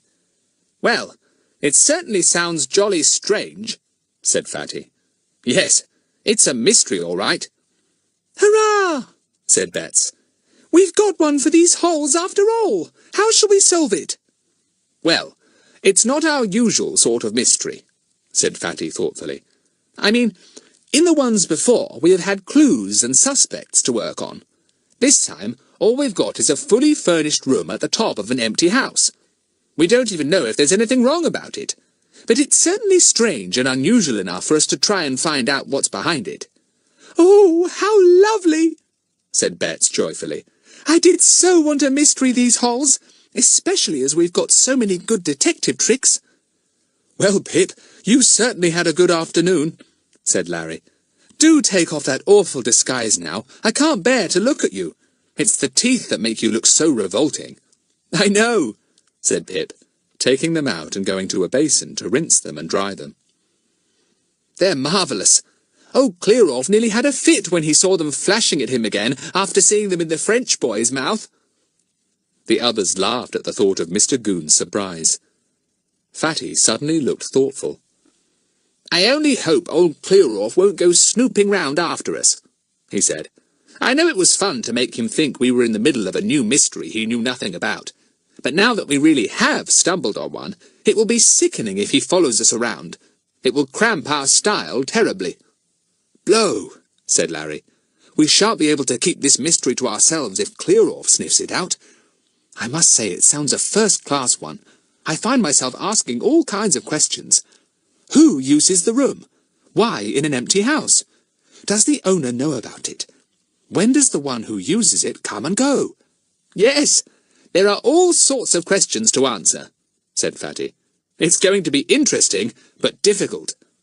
I vote we try and get into the room." "Oh, no," said everyone at once. "We daren't do that," said Larry. "We can't break into houses, even empty ones. You know we can't." "We don't need to break in," said Fatty in a dignified manner. "There's no reason why we shouldn't go to the house agents and ask for the key to look over the house, is there?" No one had thought of that. Daisy stared doubtfully at Fatty. "They wouldn't give the key to children, silly," she said. "They might give it to me," said Fatty, who thought he could do anything. "Anyway, I can but try. Did you happen to notice the name on the house for sale board, Pip? I mean the name of the house agent." "No, I don't remember seeing a board," said Pip, "but it was so foggy. We could go and find out sometime." "Let's go now," said Bets eagerly, but the others shook their heads. "Too foggy, Bets," said Larry. "You can't see a thing now. It's a good thing we all know our way home so well, or we'd get lost." The fog was indeed very thick. It wasn't any good doing anything that day. The find-outers felt a little impatient. They wanted to get on with this new mystery.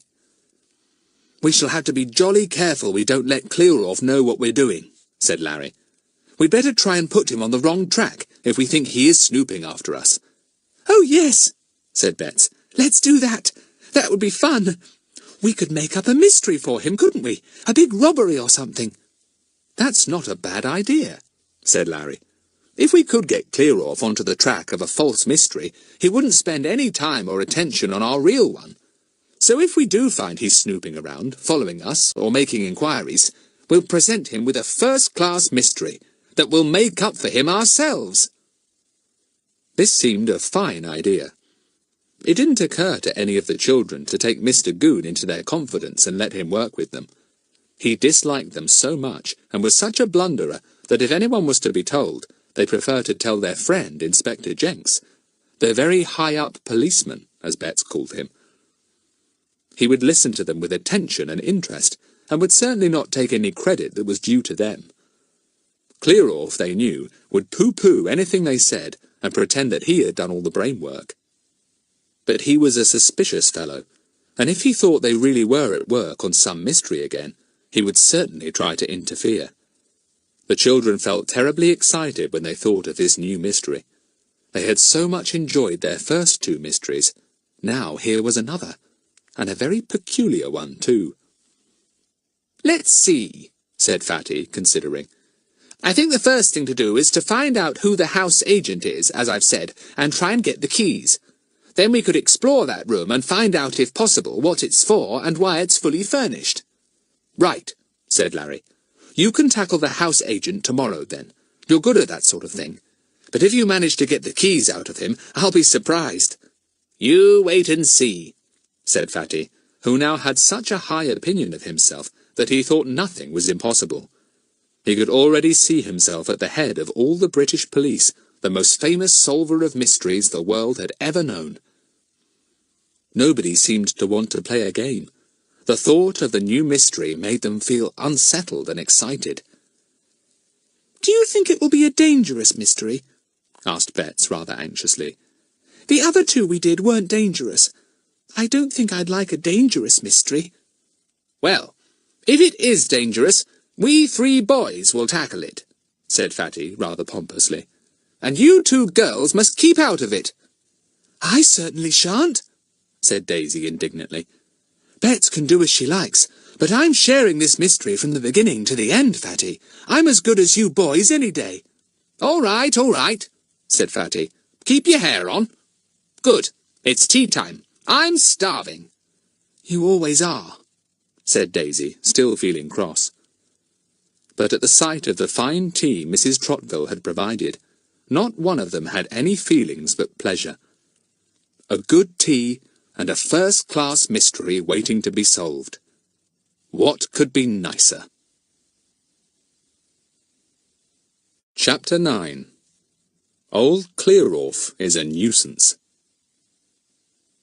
It was decided that all the find-outers should meet next day and walk to Milton House to see the house agent's board. "We could also do a bit of snooping round," said Daisy. "I want to climb that tree, for one thing." "Well, we mustn't let Clearoff see us doing it," said Pip. "That would give the game away." "As soon as we've got the name of the house agent, we'll let Fatty go and do his stuff," said Larry. "We could wait at the house till he comes back.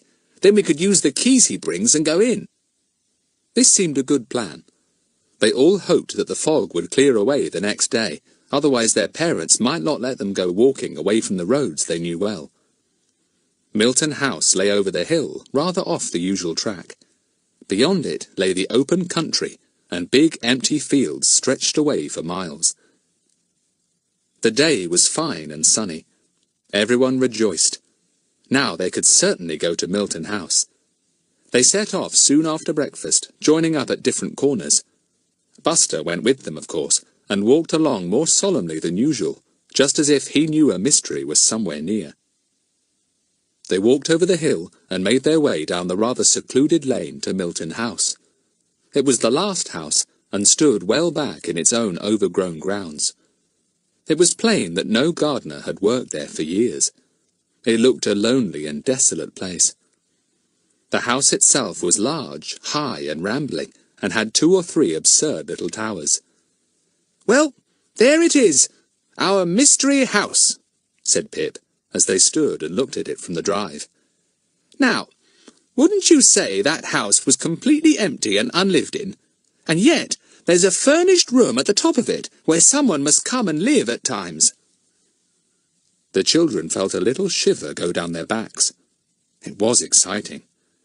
Probably no one but themselves and the one who furnished the room knew about that secret. "Well, let's take down the house agent's name and address," said Fatty. "Anyone seen the board?" Nobody had. And what was more, there didn't appear to be one to see.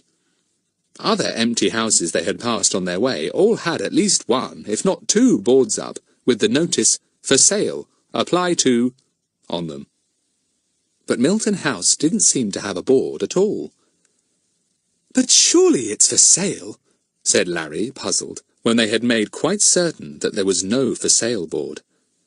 Surely all empty houses are for sale or to be let. The owner wouldn't want them to stand empty, gradually falling into ruin. Well, it's funny, said Fatty. I can't understand it either. It's not much use you going to any house agent now and asking for the keys, said Daisy. If no one is selling it, there won't be any keys to get. Blow, said Fatty, upset to find his plans coming to a full stop. He thought for a minute. Well, I'll tell you what I could do. I could go to the biggest house agents in the village and ask about houses for sale and mention Milton House. I could see if he says anything interesting. Yes, you could do that, said Daisy. You'd better be the one to do it anyway. You've got cheek enough for anything, and you can be more grown up than any of us. You could pretend you were asking for your mother or your aunt. Yes, said Fatty. I think I could manage it all right, without arousing the house agent's suspicions. But before I go, let's snoop around a bit. And I want to climb that tree, too, and look into that room. Had we better post a guard to look out in case anyone comes? Said Pip. We don't want to be caught on somebody else's property. Bets, you keep guard. No, said Bets, indignant at being left out of the exploring. You keep guard yourself, Pip. Buster can keep guard, said Fatty. Here, Buster. Stand at the gate and bark if anyone comes. Buster stood by the gate, near Fatty, looking up into his master's face as if he understood every word. There, said Fatty, pleased. He'll stay on guard all the morning if we want him to. But as soon as they went down the drive again, Buster scampered after them. He didn't want to stand at the front gate if they were all going to leave him. He's not so clever as we thought, said Pip. You'll never get him to stay there, Fatty. Yes, I shall, said Fatty, and took Buster firmly back to the gate. He took off his overcoat and removed his pullover. He put it down just inside the gate at the edge of the drive. Guard it, Buster! Guard it! said Fatty commandingly.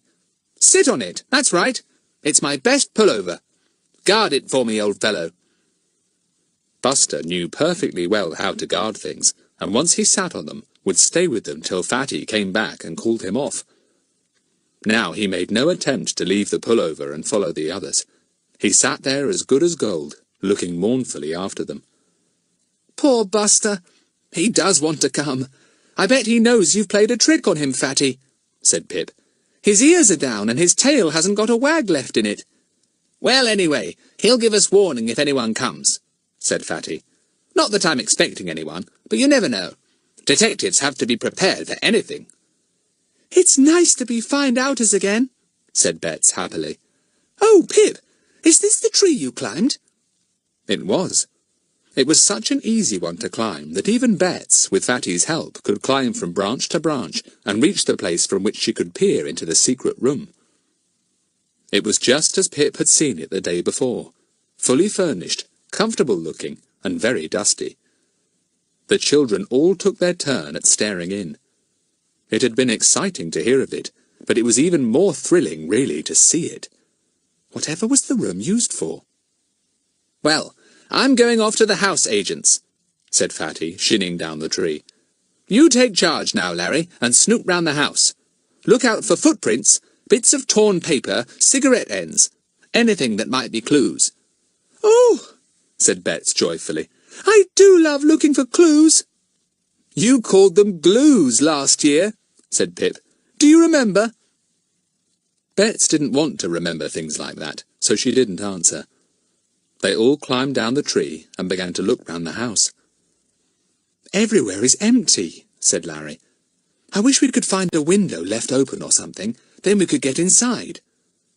But not a window was left open, not even a crack. Not only that, but it seemed as if every window had a double fastening. Whoever lived here before must have been afraid of burglars, said Daisy. Short of smashing a window or breaking down a door, I don't see how anyone could possibly get into this house. They looked for footprints, but found none. Neither was there a cigarette end or even a scrap of paper to be seen. Not a single clue, said Bets sorrowfully. Look at all our footprints, said Daisy, pointing to where they showed in the muddy ground. Plenty of clues left by our feet to show we've been here. I think we ought to have been more careful." "Well, we can't do anything about it now," said Pip. "Listen, is that Buster barking?" It was. He was barking madly, and the 4 children listened uneasily. Fatty had gone to the village. He wasn't there, with his quick cleverness to take charge. Pip, Daisy, and Bets looked at Larry. "What shall we do?" said Bets. "I can hear someone coming down the drive." "Hide," said Larry. "Quick, scatter behind bushes."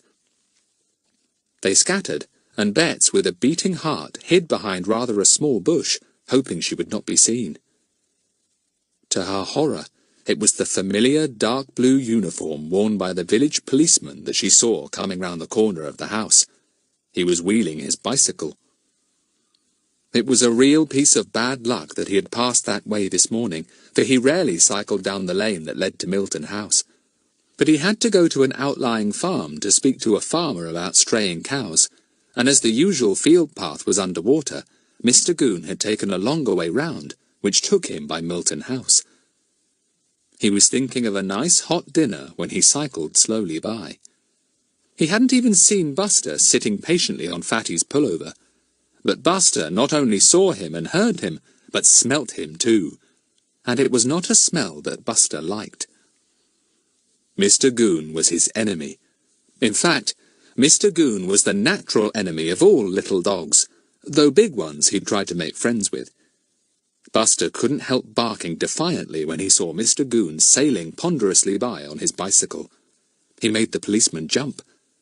Mr. Goon looked to see where the barking came from, and to his enormous surprise saw Buster sitting down on a heap of wool, barking furiously. "Oh!" said Mr. Goon, getting off his bike at once. "You the dog belonging to that big boy? If you're here, he's here, and up to some mischief, I don't doubt." He walked in at the gate. Buster barked more loudly than ever, but he didn't get up off Fatty's pullover.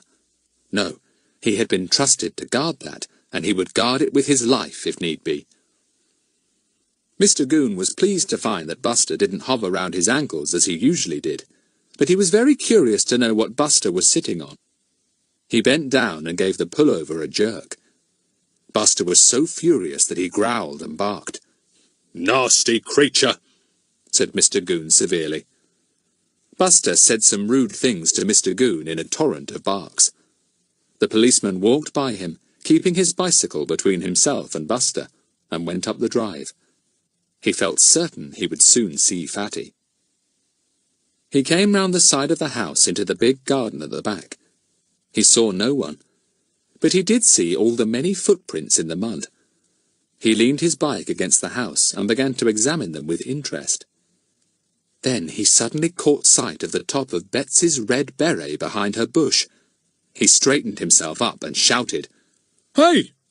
You! I can see you! You come on out from behind that bush!"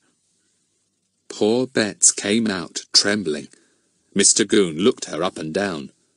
"Ah, one of them Hilton kids again. Can't keep out of mischief, can you? Where are the others? Where's that big boy?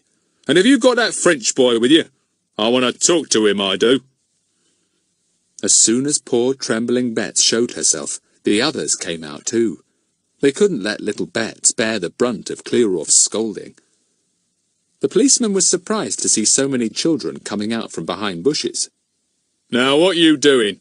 Playing hide and seek on somebody's private property?" he said.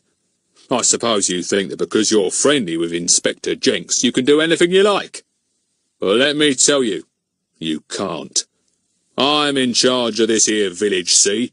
And any nonsense I shall report straight to your parents." "Oh, Mr. Goon, is it wrong to play hide-and-seek in the grounds of an empty house?" said Larry in an innocent voice. "We're so sorry. Nobody ever told us that before." Mr. Goon did one of his snorts. "You're up to some mischief, I'll be bound," he said. "What are you here for? You'd better tell me, see? If there's anything going on, I've got to know about it sooner or later." Larry knew that Clearoff suspected them of being there because of some new mystery, and he was annoyed to think the policeman had stumbled upon the very place where the mystery was. He decided the best thing to do was to go at once, and make Mr. Goon think they had only been playing hide-and-seek, as he had so obligingly suggested to them. "Come on," he said to the others. "Let's go and play hide-and-seek somewhere else." "Yes, you clear off," said Mr. Goon majestically, feeling that he really had got the better of those interfering kids this time. "You just clear off, see?" Chapter 10. Fatty Makes Inquiries. The children went down the drive, watched Mr. Goon mount his bicycle and ride off, and then went down the lane to meet Fatty. Buster refused to come with them. Fatty had not released him from his trust, and he couldn't leave the pullover. "I wonder how Fatty's got on," said Pip. "I bet he won't have got any keys." Fatty had gone back to the village and had gone into the office of the bigger of the two house agents. An elderly man sat at a desk.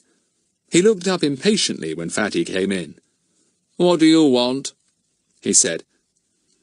"Have you any secluded properties standing well back from the road?" asked Fatty in a smooth, dignified voice. "My aunt would like to hear of some. She wants a large house and garden, if possible, on the outskirts of the village." "Well, you tell your aunt to ring me up or write to me," said the elderly man, looking suspiciously over the tops of his large glasses. "Or give me her address and I'll write to her." This didn't suit Fatty at all. What would be the good of that?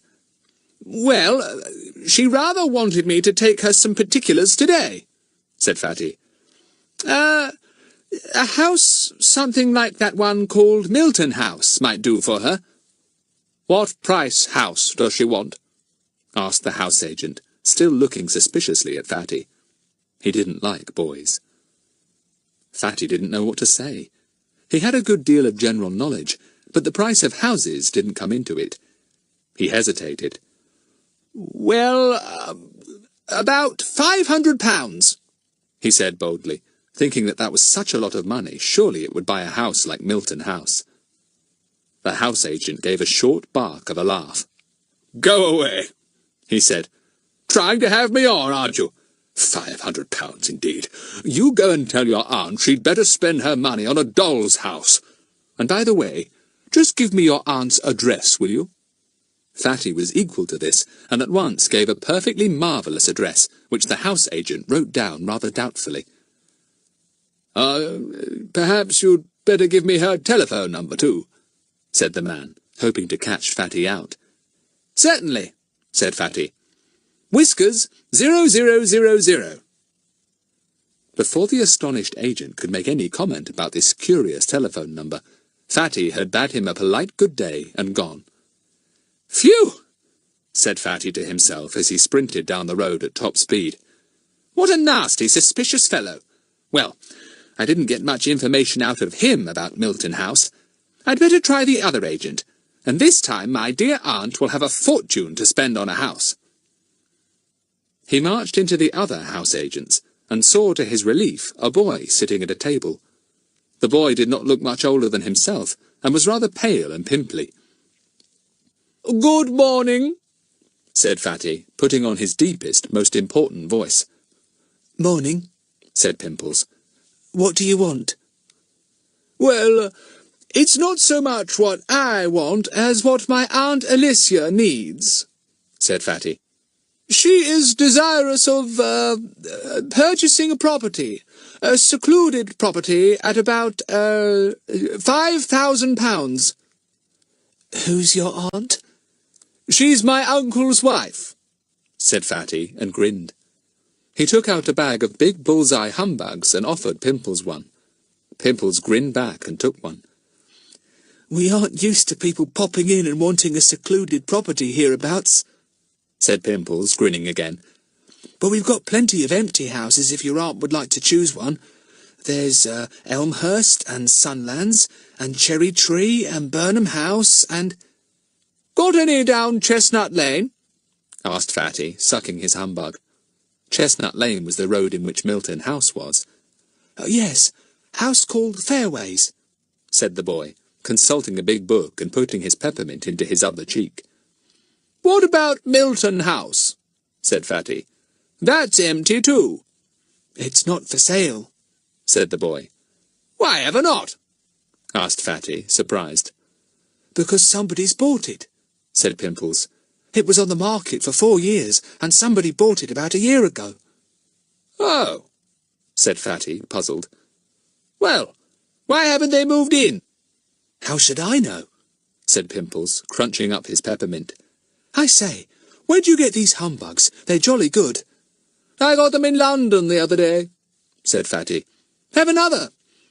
Do you know when the new people are moving in? No idea, said Pimples. Once a house is sold, my boss, Mr. Richards, doesn't take any more interest in it. Don't tell me your Aunt Alicia has fallen in love with that desolate old place. Well, it might be just what she's looking for, said Fatty. I wonder now. Perhaps the people who bought it don't like it after all, and might sell it to my aunt. Do you know their name and address? Gosh, you do seem keen on your aunt having that house, said Pimples. Wait a minute, I may be able to put my hand on the name. It's in this book, I believe. Fatty waited whilst Pimples ran a dirty thumb down lists of names. He was very anxious to know the name and address of the person who had bought the house. He felt he must get hold of something, or the other find-outers wouldn't think him very clever. Yes, here we are, said Pimples at last. Name of Crump. Miss Crump, Hillways, Little Minton. That's quite near here, you know. Well, Miss Crump bought it, but why she didn't live in it, goodness knows. Oh, said Fatty. Well, thanks awfully. I'll get my aunt to go and see Miss Crump.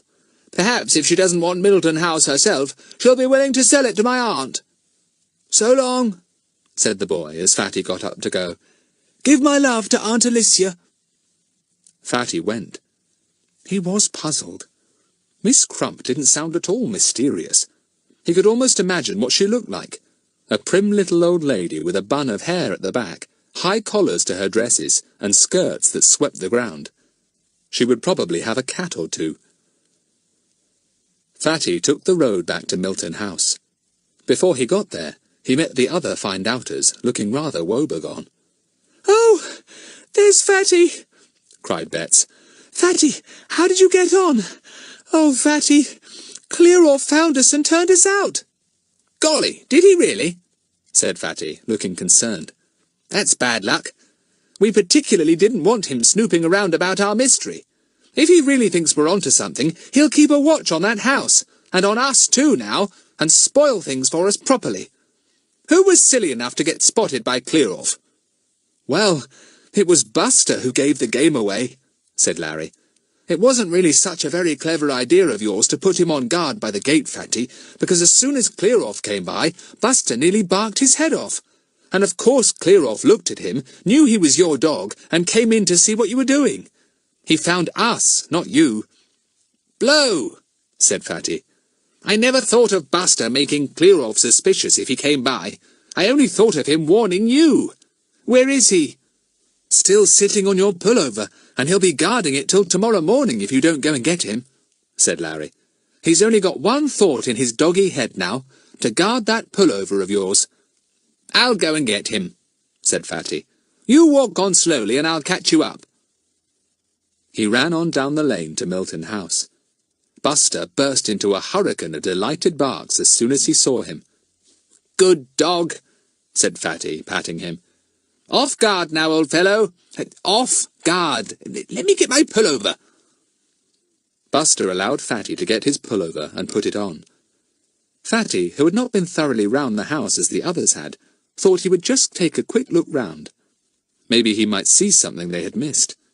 So he trotted round the house and began to look carefully in at every window. He jumped terribly when a stern voice came across the garden. Now then, what you a doing of? Didn't I send you all off a few minutes ago? Clearoff, back again, thought Fatty, annoyed with himself for being found there. Blow! Clearoff wheeled his bicycle over to him. Now you tell me what you're doing here, he demanded. Fatty looked all round as if hunting for something. I left the others here, he said, but now they're gone. And you was peeking in at all the windows to see if they'd slip through a crack, said Clear-off smartly. How clever you are, Mr. Goon, said Fatty. You always think of such bright things. Do you know where the others are? Maybe I've arrested them all for playing on private property, said Mr. Goon darkly. You tell me what you're all so interested in here, and I'll tell you where the others are. Oh, Mr. Goon, will you really? Said Fatty, edging away. Will you let them out of prison if I tell you? Have you told their parents yet that you've arrested them? What did they say? That's enough of your cheek, said Clear-off. And you tell me what's making you hang about here. This house is empty, and children aren't allowed here. Fatty went on edging away, and Mr. Goon went on edging after him, growing purple in the face. Of all the 5 find-outers, he detested Fatty most. Fortunately for Fatty, he had Buster with him, and Buster, feeling that matters had gone quite far enough, began to growl. He then went to sniff at Mr. Goon's ankles, but the policeman got on his bicycle and rode off down the drive at top speed, Buster scurrying after him, barking all the way. You haven't heard the last of this, yelled Clear-off as he swung out of the gate. I'll get to the bottom of this. See if I don't. Goodbye, yelled Fatty. Buster, come here. Chapter 11. Surprising News from Miss Crump. The others were disappointed, but not surprised to hear that Fatty had not been able to get the keys of Milton House. It seems funny for Miss Crump to buy a house and not move into it, said Larry. Why should she just furnish one room at the top and not tell anyone about it? It's a funny secret to have. We can't very well go and ask her why she's got that room at the top of the house like that, said Daisy. She'd be wild to think we had climbed the tree and looked in. Of course we can't, said Fatty. But we could quite well go over and see her. Think up some excuse, you know, and try to get her talking. What excuse can we give for going to see her in the dead of winter? Said Daisy. Oh, we shall be able to think of something, said Fatty. Good detectives can always find some way of getting into talk with people. What's the address? Asked Pip. Fatty told him. Well, we could easily go over there on our bikes, said Larry. I vote we do. I'm longing to get on with this mystery if we can. Yes, but what excuse can we give for going to see Miss Crump? Asked Daisy, who didn't like the idea of butting in on an old lady without some very well thought-out excuse. Oh, Daisy, don't fuss so, said Fatty, who hadn't yet thought of any excuse. Leave it to me. We'll go over there, look around a bit, and then see what's the best way to get into talk with Miss Crumpet. Miss Crump, you mean? Said Betts with a giggle. Don't go calling her Crumpet. We can't all go and see her, said Daisy. She'd be suspicious if 5 children descended on her to talk about Milton House.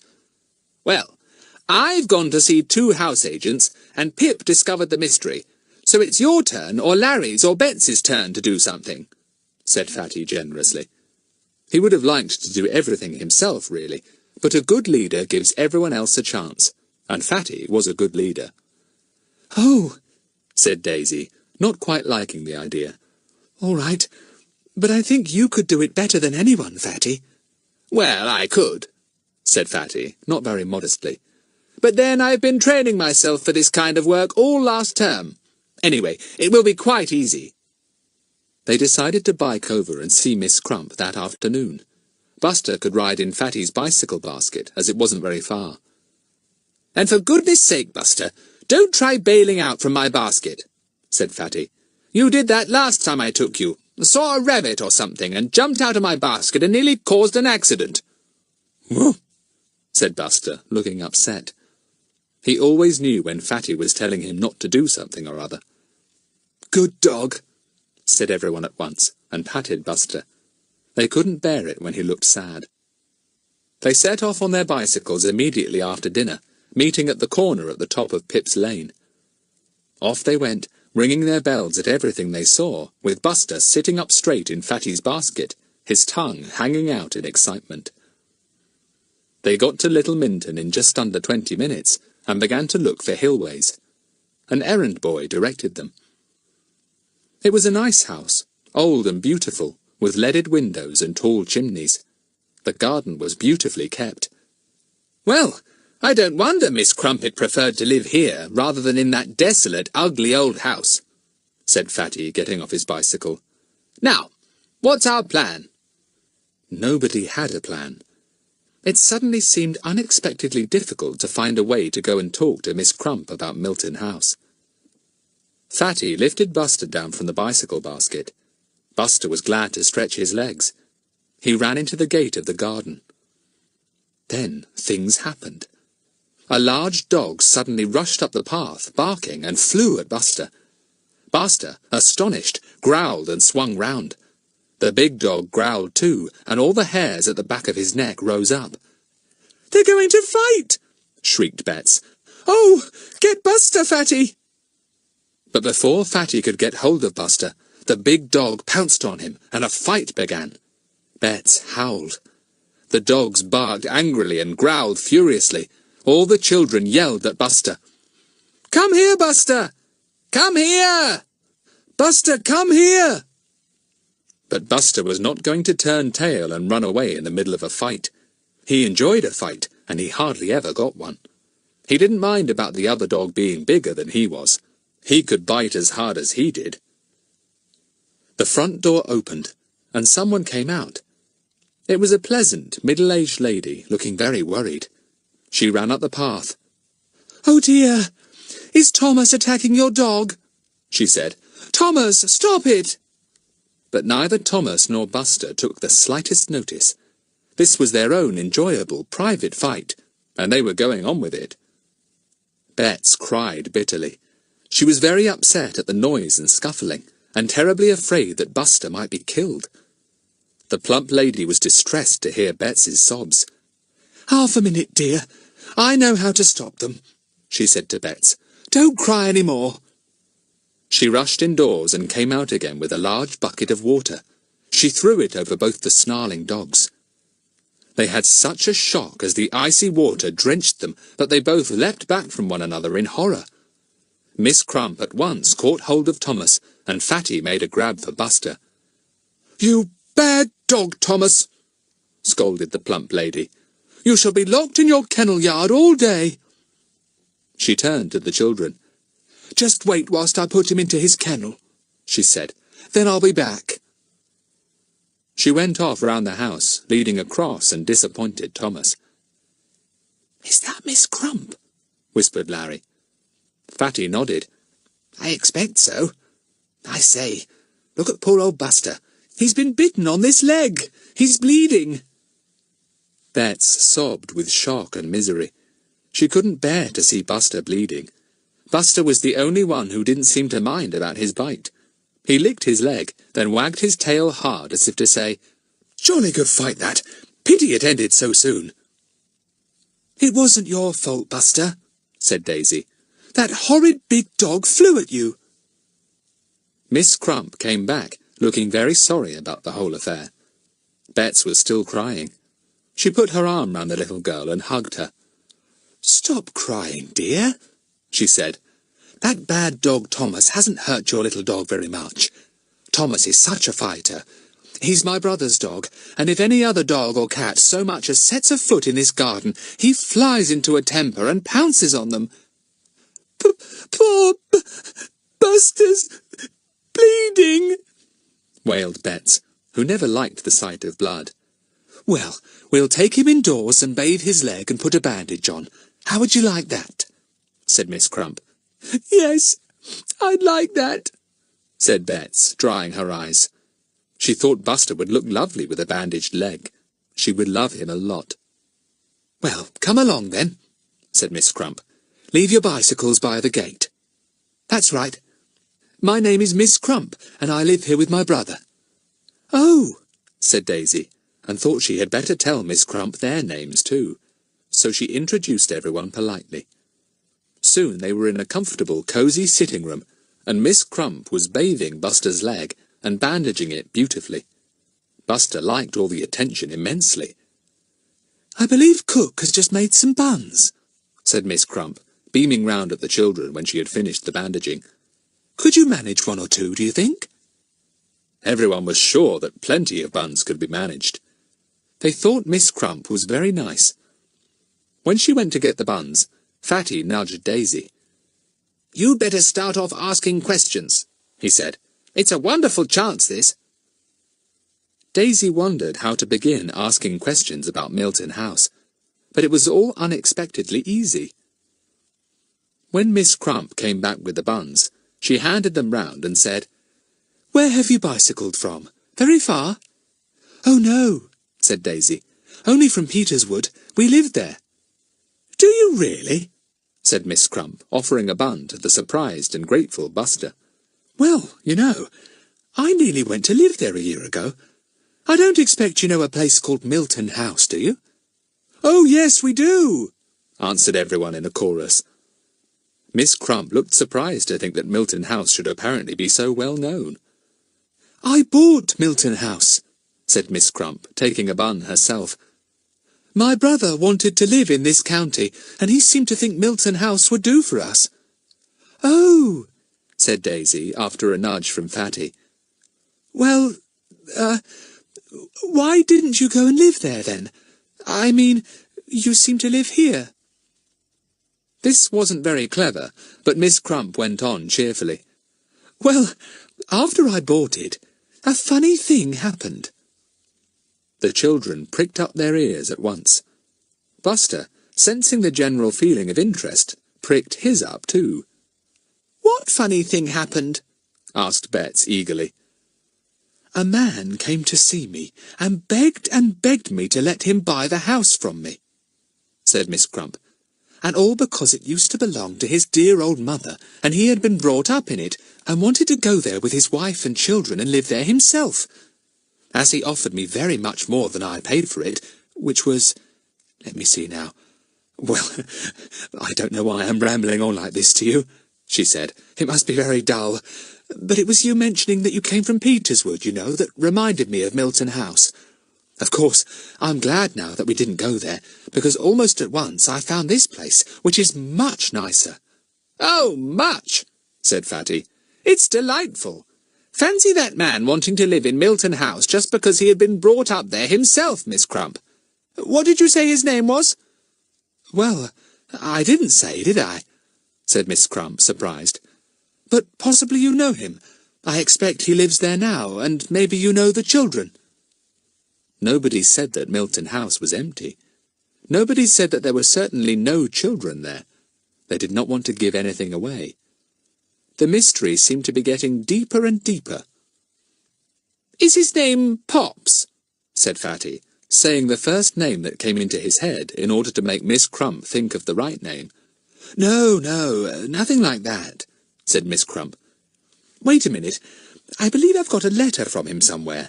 I usually keep all business letters for 2 years, you know, then destroy them. Ah, here it is. Oh dear, where are my glasses?" It was clear that Miss Crump couldn't read anything without her glasses. She stood by her desk holding a letter in her hand, looking helplessly round for her glasses. Then Pip showed himself to be really very clever. He saw the glasses on the table near by him in their case. He pushed them quickly down the side of the chair he was sitting on, and then got up. He went to Miss Crump's side. "Let me help you," he said. "I can read the name for you." "But where are my glasses?" said Miss Crump. "I really must find them." She couldn't find them, of course, and in the end she let Pip read the name for her. He read it out loud. "John Henry Smith." But whilst he was reading out this very ordinary name, his eyes were also taking in the address at the top. Yes, Pip was being very smart just then. "Yes, that's right," said Miss Crump. "It was such an ordinary name I'd forgotten it. Well, do you know the Smith children?" No, we don't," said Daisy. "We don't seem to have met them. Well, thank you very much indeed, Miss Crump, for being so kind to us and Buster. I think we'd better go now, or we shan't get home before dark." They all said goodbye, and Miss Crump told them to come again. Then off they went on their bicycles. But at the very first corner, they got off to talk. Chapter 12. Larry takes a turn. Golly, we've found out something now, said Fatty. Pip, did you notice John Henry Smith's address? Of course, said Pip importantly. Didn't you guess that's why I offered to help to read the name? I saw you push Miss Crump's spectacle case down the side of your chair, said Daisy. Yes, but I put them on the table again before I went, said Pip. I got the address all right. It was 6 The Causeway, Limmering, and the telephone number was Limmering 021. Jolly good, Pip, said Fatty admiringly. I couldn't have done better myself. You couldn't have done so well, said Bets, very proud of Pip. Gosh, it's all very mysterious, isn't it? If Mr. Smith so badly wanted the house because his mother lived there, and because he was brought up there, why did he only furnish one room? That room has a barred window, said Fatty, thinking hard. Maybe that was the nursery window in the days when he was there as a child, and perhaps that's why he has taken that one room and furnished it. He may be a frightfully sentimental person. Though I admit, it doesn't sound a very good explanation. Still, detectives have to think out every possible explanation. Nobody thought it was a good explanation. We'll find out if a Mrs. Smith lived there in years gone by, said Larry thoughtfully, and if one of her children was called John, and if that room was the nursery. Yes, we can do that, said Fatty. And we might find out if John Henry is still at Limmering. Limmering is miles away, said Larry. We would never be allowed to go there. Well, we've got the telephone number. We can telephone, silly, said Fatty. They got on their bikes and cycled away fast, for it was now getting dark. Whose turn is it to make inquiries now? said Daisy. I've done my share. I should think it's Larry's or Betsy's. How can we find out who lived at Milton House before? said Larry. Nobody will know. Use your brains, fathead, said Fatty. There are lots of ways of finding out. I could tell you plenty. But you can jolly well think up some for yourself. A good detective would never be stumped by a simple thing like that. Pooh! I could find out in 10 minutes. You're always so clever, said Larry crossly. I can't help that, said Fatty. Even as a baby I used to— Oh, shut up, said Pip and Larry, who never would allow Fatty to tell them of his wonderful babyhood. Fatty looked offended. Well, he said, when they parted at Pip's corner, see you all tomorrow. You get the information we want, Larry, and report it. This sounded very official and important. Bets sighed happily. It is nice to be solving such a dark mystery, isn't it?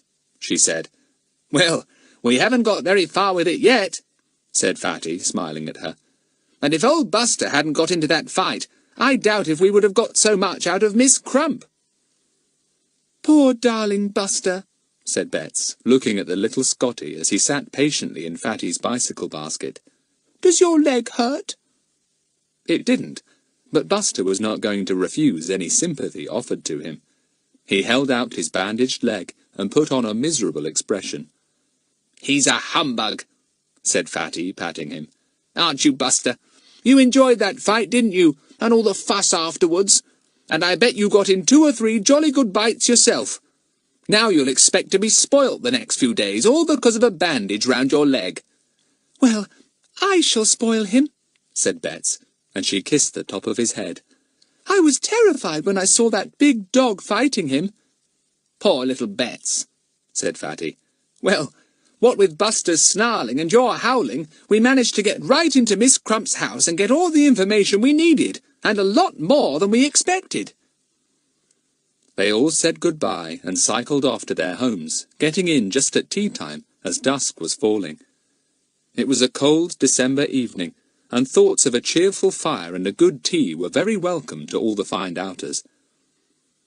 Larry and Daisy discussed how to find out about John Henry Smith and his mother. They soon thought of quite a lot of ways. We could go to the next house and ask if Mrs. Smith lived there, said Daisy. Then they would say no, she lived at Milton House years ago, or something like that. Or we could go and ask the village grocer, said Larry. He serves everyone, and he would remember Mrs. Smith, I should think. We could ask the old man. He's been here all his life. We could even ask Mother, said Daisy.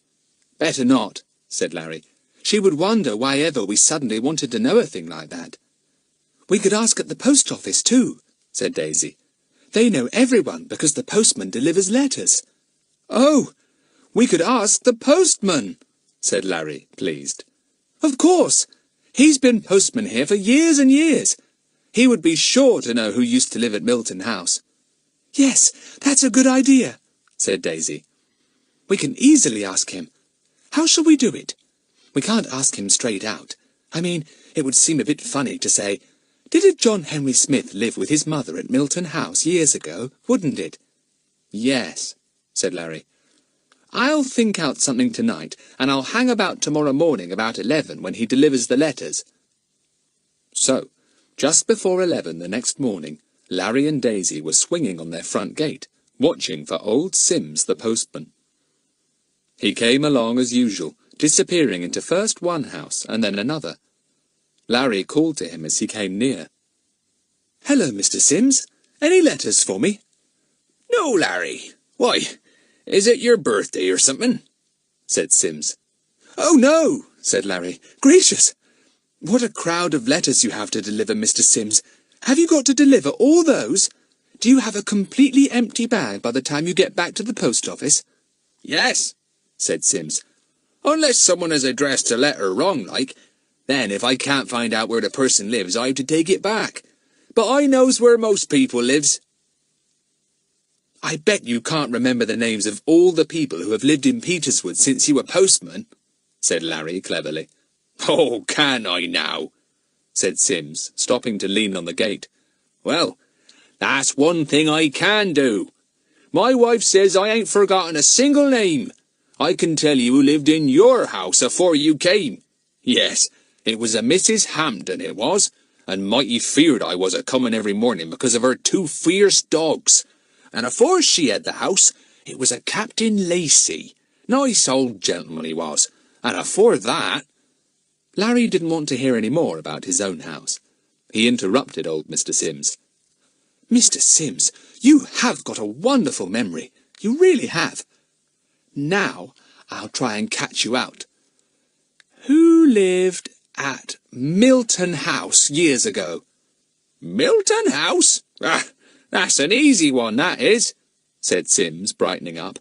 "Why, the 3 Mrs. Duncan lived there, so they did, and well I remember 'em too." "Duncan?" said Larry, astonished. "Are you sure? I thought somebody named Smith lived there." "No, there was never anyone by name of Smith there," said Sims, wrinkling his forehead. "I remember that house being built. It was built by Colonel Duncan for himself and his 3 daughters. What be their names now? Oh, yes, there was Miss Lucy, and Miss Hannah, and Miss Sarah. Real nice ladies they was, and they never married neither." "Did they live there long?" said Larry. "Oh, yes. They lived there till about 6 years ago," said Sims. "The old gentleman died, and then 2 of the ladies died, and the last one she went to live with her friend. She was that lonely." Larry remembered the barred window. "Was there ever a nursery at Milton House?" he said. "Were there young children?" "Oh, no. The young ladies were in their 20s when they came," said Sims. "There weren't never no children there. Never have been children there." "Who came after the Duncans?" asked Daisy, wondering if the Smiths could have come then. "Oh, it was taken by a Miss Kennedy, who ran it as a kind of boarding house," said Sims. "But that were a failure. Only lasted 2 years. Since then it's been empty. I did hear as someone had bought it, but they'd not moved in. I never take no letters there." "And nobody by the name of Smith ever lived there?" said Daisy, puzzled. "You seem set on the Smiths, whoever they be," said old Sims, straightening himself up to go. Maybe you're thinking of old General Smith, him as lived in Clinton House." "I dare say we are," said Larry. "Well, Mr. Sims, I think your memory is wonderful. You tell your wife we tried to catch you out and couldn't." Sims grinned and went trudging on up the hill. Larry and Daisy looked at one another. "Well, what do you think of that?" said Larry. "Mr. John Henry Smith told a pack of the most awful lies to get that house. Whoever is he, and what's his little game?" Chapter 13. Who is John Henry Smith? When Larry went down to Pip's to meet the others, his news caused a good deal of surprise. "You did jolly well to think of asking old Mr. Sims," said Fatty warmly. "A very good idea. Worthy even of that great detective Sherlock Holmes." This was indeed high praise from Fatty, but honesty made Larry admit that it was Daisy who had given him the idea. "Still, it was well carried out," said Fatty. "But I say, things are curiouser and curiouser, as Alice in Wonderland would say. I did think, when I heard the name, that John Henry Smith sounded a little bit too ordinary. The sort of name people take when they don't want to be found out in anything." "Fancy! All that tale about his mother living there was made up," said Bets. "I wonder why he wanted that particular house so badly. Does he use that secret room, do you think?" "Don't know," said Fatty. "We've certainly got hold of a strange mystery. We shall have to find out who John Henry Smith is." The others stared at him, and little shivers went down Bets's back. To her, John Henry Smith seemed to be a rather frightening person. She didn't think she particularly wanted to meet him. We can't go to Limering," she said in a small voice. "No, I told you before. We can telephone," said Fatty. "What was the number now, Pip? Limering 021? "Yes," said Pip. "You telephone, Fatty. This is rather important. If anyone is going to speak to John Henry Smith himself, it had better be you." "All right," said Fatty, looking important. "I'll go down to the call box and phone from there. If your mother hears me phoning from your house here, Pip, she may want to know what it's all about." "Yes, she would," said Pip. "You go on down to the call box.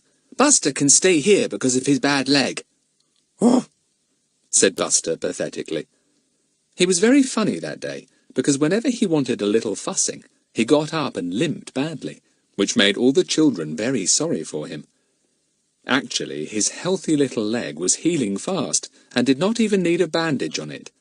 But Buster was going to make the most of it while it lasted. All the same, he went with Fatty. He wasn't going to be left behind if his master was going anywhere. So, limping badly, he followed Fatty down to the call box. Fatty felt rather excited. John Henry Smith was the key to the mystery, and he was just about to talk to him. He had his coins ready as he lifted the receiver and dialed the number. He listened for an answer, his heart beating rather fast. Then he heard a voice at the other end. "Hello?" "Oh, hello," said Fatty. "Does a Mr. John Henry Smith live there, please?" There was a silence. Then the voice said cautiously, "What number do you want?" Fatty repeated the number. "Who told you you could get a Mr. Smith at this number?" said the voice. "Who are you?" Fatty made up a name out of his head. "This is Donald Duckleby," he said. There was another astonished silence. "What name did you say?" said the voice at last. "Could you tell me if Mr. Smith still lives at Limering, or if he has moved to Peterswood?" said Fatty, deciding on boldness. He knew quite well that John Henry Smith had not moved to Peterswood, but there would be no harm in giving him a shock. There was another silence. This time it was so long that Fatty spoke again. "Hello? Hello?" But there was no reply. The person at the other end replaced his receiver. Fatty put his down too, and thought hard. He hadn't learnt much. He didn't even know if the man he had spoken to was John Henry Smith or not. It was most unsatisfactory, really. Fatty didn't quite know what he had hoped to get from his telephone call, but he had certainly hoped for something a little more definite. He went out of the call box and stepped right in front of old Clearoff, who had been watching him through the glass. No wonder Buster had been growling. Mr. Goon felt very suspicious. Who was this boy telephoning? Hadn't he got a telephone in his own house? Yes, he had. But probably he didn't want his mother to hear what he was saying, so he had gone out to the public call box. Therefore Fatty must have been phoning about the mystery that Clearoff was certain the children were meddling in. "Who you been phoning?" he said. "I don't really think it's any of your business, is it?" said Fatty, in the polite voice that always infuriated Mr. Goon. "You been to Milton House any more?" said Mr. Goon, who had a definite feeling that the house had something more to do with the mystery than he knew. "Milton House? Where's that?" said Fatty innocently. Mr. Goon swelled, and his face began to turn the purple colour that fascinated the children. "None of your sauce," he began. "You know where Milton House is as well as I do. Better, perhaps." "Oh, you mean that old place we played hide-and-seek in the other day," said Fatty, as if he had only just remembered. "Why don't you come and have a game with us sometime, Mr. Goon?" Buster began to growl again. Mr. Goon edged away from him. That was the worst of talking to Fatty. He always had Buster with him, and Buster could always bring any conversation to a remarkably quick end. Buster ran at Mr. Goon's ankles, and the policeman jumped. "Mind his hurt leg!" cried Fatty. "Well, you call him off," he said, "and clear off yourself. Hanging about in telephone boxes, always messing about somewhere and hanging around." He went off, and Fatty grinned. Poor old Clearoff. Fatty's quick tongue could always get the better of him. Fatty strolled back to Pip's house. The others were interested to hear about his telephone call, and amused to hear about Clearoff going all suspicious about it. "But I say, Fatty, I'm not sure you ought to have said anything about Peterswood," said Larry, after thinking a little. "You may have put him on his guard, you know. I mean, if Mr. Smith is up to some sort of underhand game at Milton House, he'll get a shock to find out that somebody apparently knows about him in Peterswood, where his house is." "Blow! Yes, I think you're right," said Fatty, thinking of the quiet, quick way in which the person he had spoken to had replaced his receiver when he had mentioned Peterswood. Milton House was on the outskirts of Peterswood. Yes, he might have put Mr. John Henry Smith on his guard. "Well, if I've put him on his guard, he'll probably come racing down to Peterswood to see if his precious secret room is all right," said Fatty. "So we may have set things happening. We'll keep a very, very strict eye on Milton House from now on. If Mr. Smith does come down, we'll be able to see him and find out what he's like." "We can't watch at night," said Larry doubtfully. "I can," said Fatty. "My parents won't check if I'm in bed or not." "But, Fatty, you'd never dare to go down to Milton House in the dark of night," said Bets, horrified. "It'll be so cold and pitch dark and simply awful." "It won't be dark," said Fatty. "The moon is nearly full, and I shan't be cold. I spotted a sort of tumble-down summer house there in the garden, and I can take a couple of thick rugs and make myself comfortable." The others stared at him in awe. Not one of them would have liked to go down to Milton House alone at night. "I'm perfectly fearless," said Fatty, basking in their admiration. "Why, when I was 2 years old, I went—" "Shut up," said Larry and Pip. "You spoil everything when you start boasting." "Will you take Buster with you?" asked Bets. "Don't know," said Fatty. "He'd be company. On the other hand, he might bark if anyone came." "Do you know it's snowing?" said Daisy suddenly. So it was. The big white flakes came down silently. The children stared at them out of the window. "This will mean I'll have to be awfully careful not to give myself away by footprints," said Fatty. "I shall have to try and creep in through the garden hedge. Anyway, I shall be able to see if anyone has been to the house, because their footprints will show too." Shall we pop down to Milton House now? Said Pip. Just to see if anything is different. No, we'll go tomorrow, said Fatty. Our Mr. John Henry Smith isn't likely to rush over today, but most likely he will tomorrow, and we may see some sign of him then. Let's play a game now. So they played a board game indoors. I feel as if our mystery is warming up a bit, said Fatty when he said good-night to the others. I shouldn't be surprised if things begin to happen soon. Chapter 14. Down to Milton House again. Next morning, the 5 find-outers and Buster set off to Milton House. The snow was very thick, and they left the marks of their footprints behind them. Pip and Bets had to pass Mr. Goon's house to meet the others, and the policeman saw them. He wondered if they were doing something he ought to know about. He felt so certain that the children were on the track of some mystery, and old Clear-Off couldn't bear the idea of their getting in first again. He decided to follow them. He couldn't very well ride his bicycle in the thick snow, so he set out on foot, keeping them in sight, but trying not to be seen himself. However, as soon as Pip and Bets joined up with the others, Buster knew they were being followed. He stopped and growled, looking back along the road. The children turned too, and caught sight of the familiar dark blue uniform slipping into a gateway. It's Clear-Off following us, said Fatty in disgust. What a nuisance he is. We can't possibly go to Milton House with him hard on our heels all the time. What shall we do? We're not very far from my house, said Larry. Shall I slip in and write a note of some sort that will make him think we are solving a mystery, but not the one we really are in the middle of? A make-up one. Everyone giggled. Yes, said Fatty, and we'll drop it behind us for him to pick up. I bet he'll pounce on it and read it, and then he'll be properly on the wrong track. Maybe he will give up bothering us then. So Larry popped in at his gate and wrote a hurried note in pencil. Dear Fatty, just to tell you that I am on the track of the robber who stole those jewels.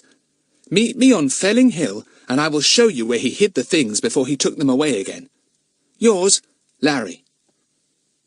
Larry grinned as he stuck up the envelope. He ran out to the others, and they set off down the road again, hoping that Mr. Goon was still watching them. Fatty laughed when Larry told him what he had written. Good, he said. Now old Clear-Off will think we are tracking a jewel thief, and he'll hare off to Felling Hill and do a bit of exploring there. Keep him quiet for a bit. There he is, behind that tree, said Bets. Don't look behind anybody. You 2 boys begin to push one another about, and then drop the note as you do it. Clear-Off will think you really did drop it by accident then. Good idea, Bets, said Fatty, approving.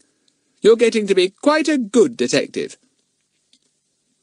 The children set off again, and when they thought they were nicely in view of Clear-Off, they began to jostle one another, as if in play.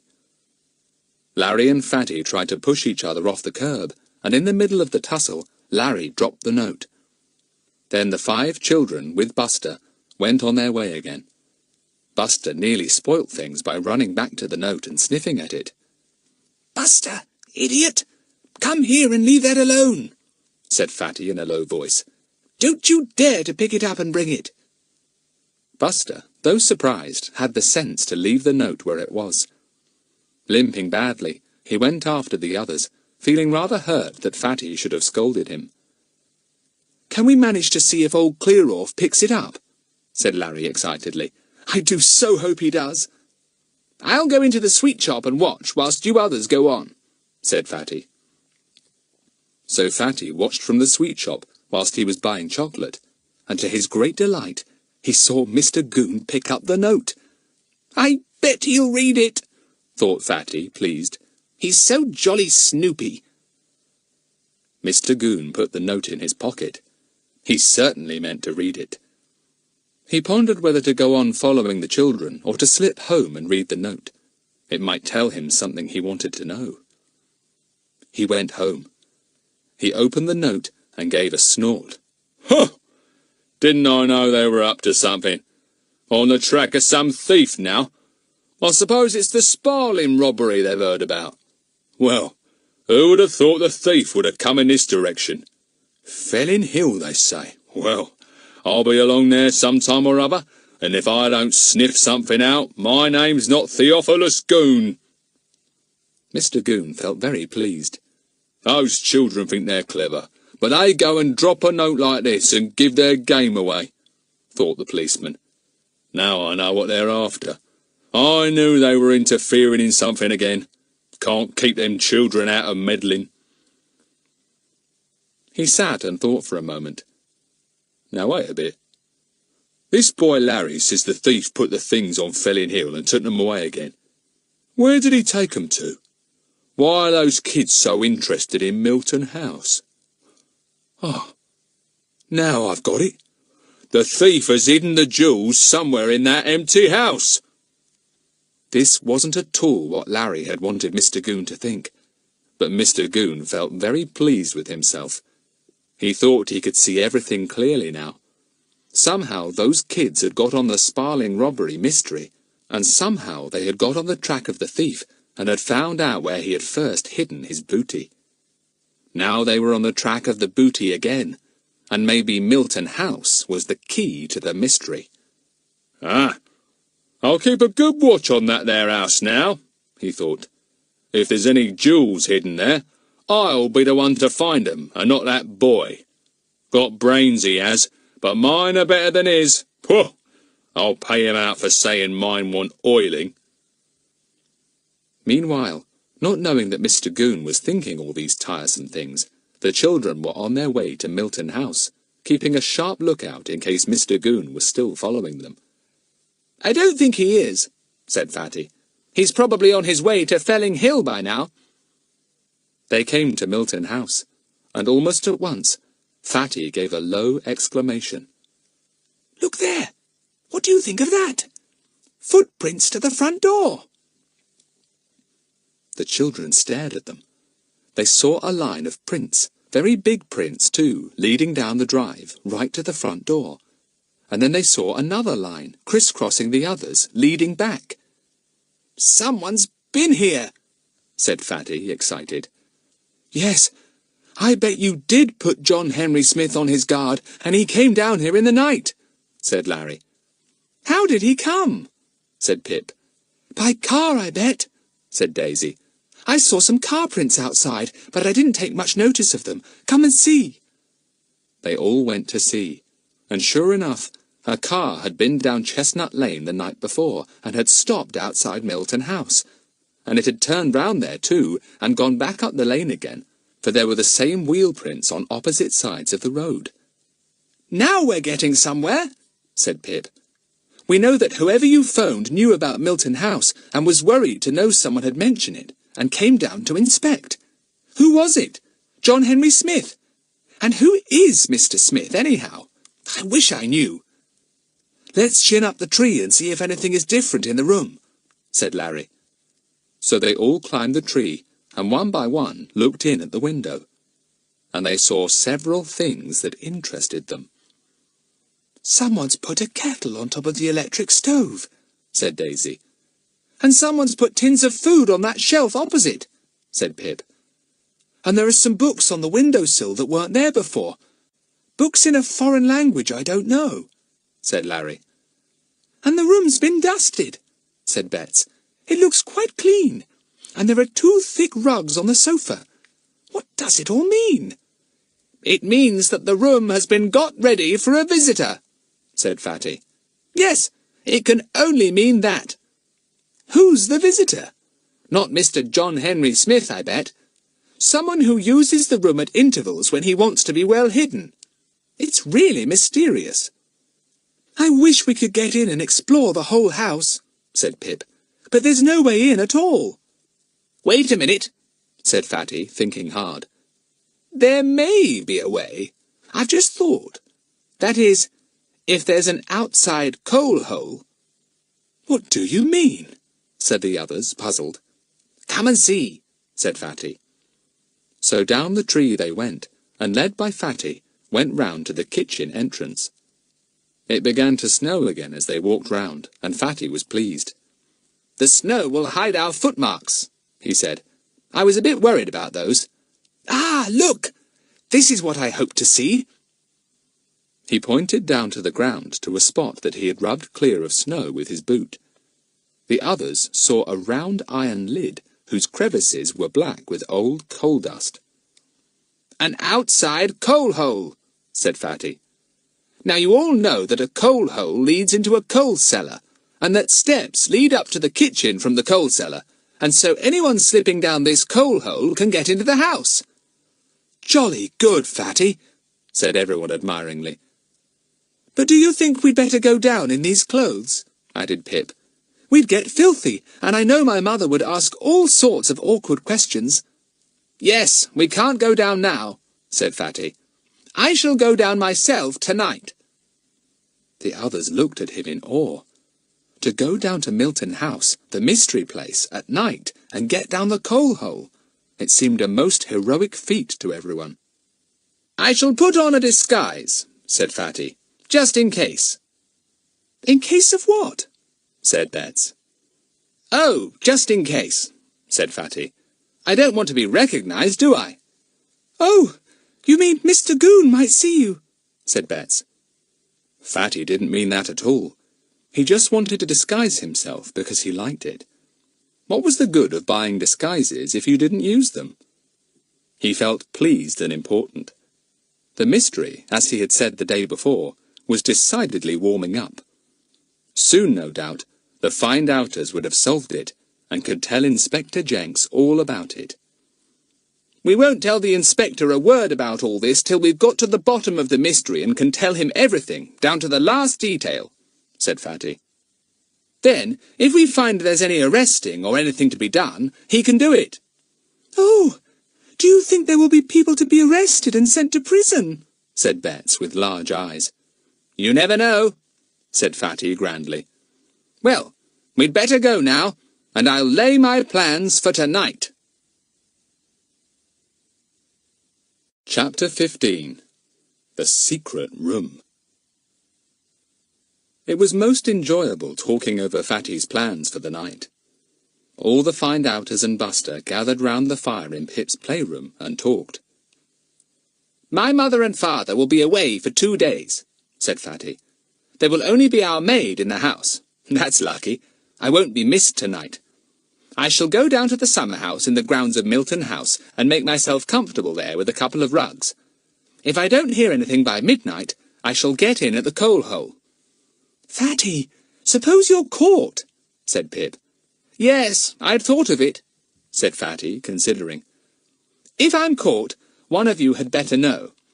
I tell you what, if I'm caught, I shall throw a note out of the window of whatever room I am locked up in. I imagine if I'm caught, I shall be locked in somewhere, and one of you must scout round the grounds tomorrow morning and look out for the note. See? It will be in invisible writing, of course. This sounded terribly exciting. Betts looked solemn. Don't be caught, Fatty. I don't want you to be caught. Don't worry, I'm pretty smart, said Fatty. People would have to be pretty clever to catch me. Well, that's settled then, said Larry.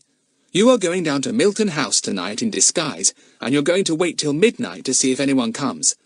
If nobody comes, you're going to get down the coal hole and explore the secret room to see if you can get any information about the mysterious John Henry Smith. By the way, I do wonder why that window was barred if there were no children in that house. Don't know, said Fatty, but I expect I shall find out. If you don't get caught, you'll come back home, go to bed, and meet us in the morning with whatever news you've got, said Larry. But if you don't turn up, one of us will snoop round the grounds and wait for a letter written in invisible ink. Don't forget to take an orange with you, Fatty, in case you have to write that note. Of course I shan't forget, said Fatty. But as I shan't be caught, you needn't worry. There won't be any letter floating out of a window. Anyway, Fatty, you know how to get out of a locked room if you have to, said Betts. Of course, said Fatty. I shall be all right, you may be sure. As Fatty's parents were away, the find-outers decided to go down to his house after tea and watch him disguise himself. They all felt excited. though Bets had now got the idea that this mystery was a dangerous one, and she was rather worried. "Don't be silly," said Fatty. "What danger can there be in it? I shall be all right, I tell you. This is an adventure, and people like me never say no to an adventure." "You are brave, Fatty," said Bets. "This is nothing," said Fatty. "I could tell you of a time when I really was brave, but I expect I should bore you." He looked round inquiringly. "Yes, you would bore us," said Pip. "Are you going to wear those terrible teeth again, Fatty?" "You bet," said Fatty, and slipped them into his mouth. At once his whole appearance changed as he grinned round, the frightful sticking-out teeth making him look completely unlike himself. Fatty looked fine when the find-outers at last left him, taking Buster with them. Fatty had decided that it wouldn't do to leave the little dog behind in the house, as he might bark all night long, so he was to spend the night with Larry and Daisy. Bets wanted him, but Pip said that their mother would be sure to ask all kinds of why and wherefore questions if Buster suddenly appeared for the night, and that might lead to something awkward. So Larry took him home, and Buster, rather surprised, trotted along with him and Daisy, limping every now and again whenever he remembered. He quite thought that Fatty would be along to fetch him from Larry's sooner or later. Fatty sat up fairly late, reading. He was in his French boy disguise, and looked fine. If the maid had popped her head into his room, she would have got a shock. But nobody saw him at all. At about 10 o'clock, Fatty slipped out of the house. The moon was almost full, and shone brightly down on the white snow. Fatty's footsteps made no sound at all. He went down the road, took the way over the hill, and at last walked down Chestnut Lane, keeping well to the hedge, in the black shadows there. He saw nobody. Mr. Goon was not about that night, being busy nursing a very bad cold which had suddenly and most annoyingly seized him. Otherwise he had fully meant to hang about Milton House to see if he could find out anything that night. Now he was in bed, sneezing hard and dosing himself with hot lemon and honey, determined to get rid of the cold by the next day, in case those tiresome children got ahead of him in this new mystery. So there was no one to watch Fatty. He slipped in at the drive gate, kept to the shadows, and made his way round the house, hoping that no one would notice his footprints the next day.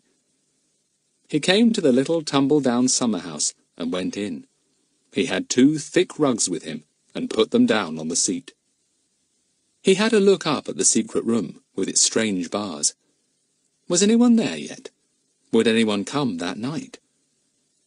It was cold.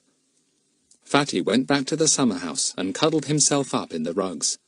He soon felt warm again. He grew rather sleepy, and kept blinking to keep himself awake. He heard the church clock in the village strike 11. Then he must have fallen asleep, for the next thing he knew was the clock striking again. This time it struck 12. "Golly!" said Fatty. "Midnight! I must have fallen asleep. Well, as nothing has happened, and no one has come, or is likely to come as late as this, I'll just pop down the coal-hole." Fatty had put on his oldest clothes. His mother was not as particular as Pip's, but even she would remark on clothes marked with coal dust. Fatty looked a proper little ruffian as he threw off the rugs and stood listening in the moonlight. He had on the curly wig, he had made his face very pale, he had stuck on dark eyebrows, and of course he had the awful teeth. He was certainly enough to startle anyone if there had been someone to see him.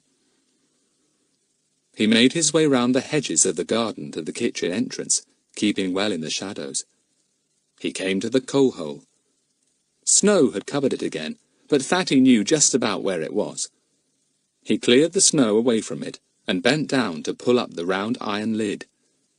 It needed a jolly good tug, but at last up it came, unexpectedly suddenly, so that Fatty sat down with a bump, and the lid clanged down, making quite a noise.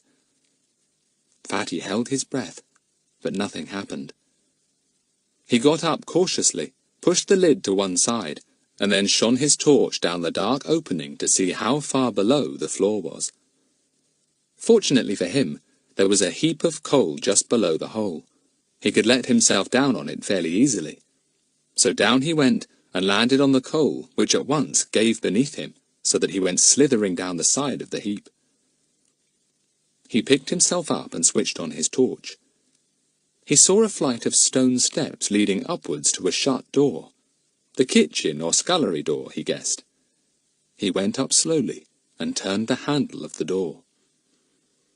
It opened into a large scullery, into which the moon shone brightly.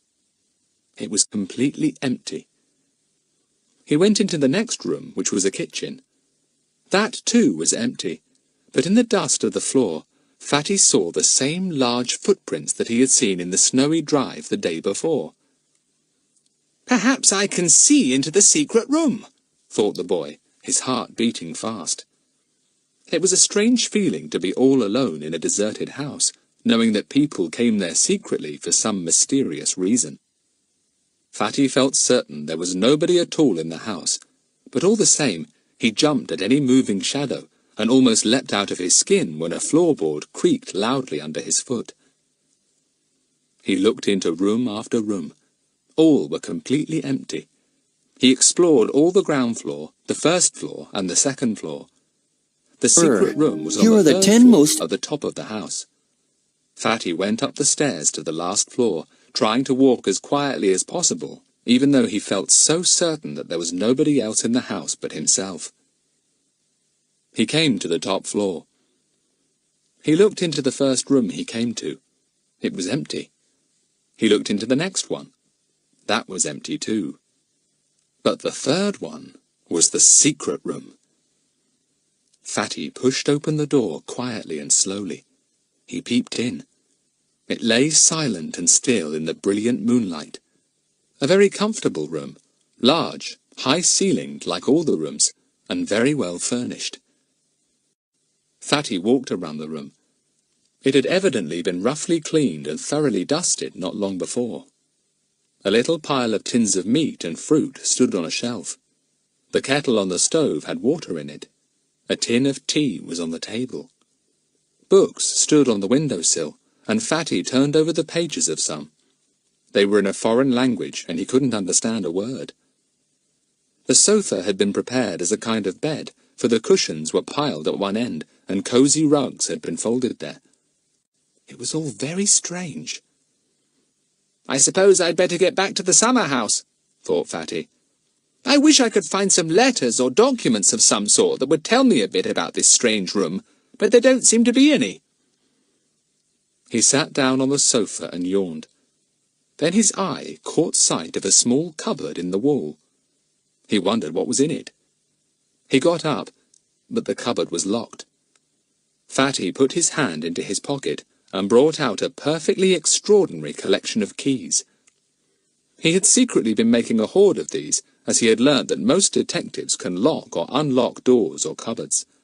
They had special keys called skeleton keys, which could apparently unlock with ease almost anything that needed a key. But a skeleton key had proved impossible to buy, and indeed had led to many awkward questions being put by the shopkeepers whom he had asked for one. So Fatty had been forced to collect any old key he could find, and he now had a very varied collection which weighed down the pocket of his coat considerably. He took them all out. Most patiently and methodically, Fatty tried first one key and then another in the lock of the little cupboard, and to his delight, and also his surprise, one key did manage to unlock the door. Inside was a small book, a kind of notebook, and entered in it were numbers and names, nothing else at all. It seemed very dull to Fatty. "Perhaps Inspector Jenks may like to have a look at it," he thought, and he pocketed the little book and locked the cupboard door again. "We shall soon be reporting this mystery to him, and he may like to have all the bits of evidence we can find." He sat down on the sofa again.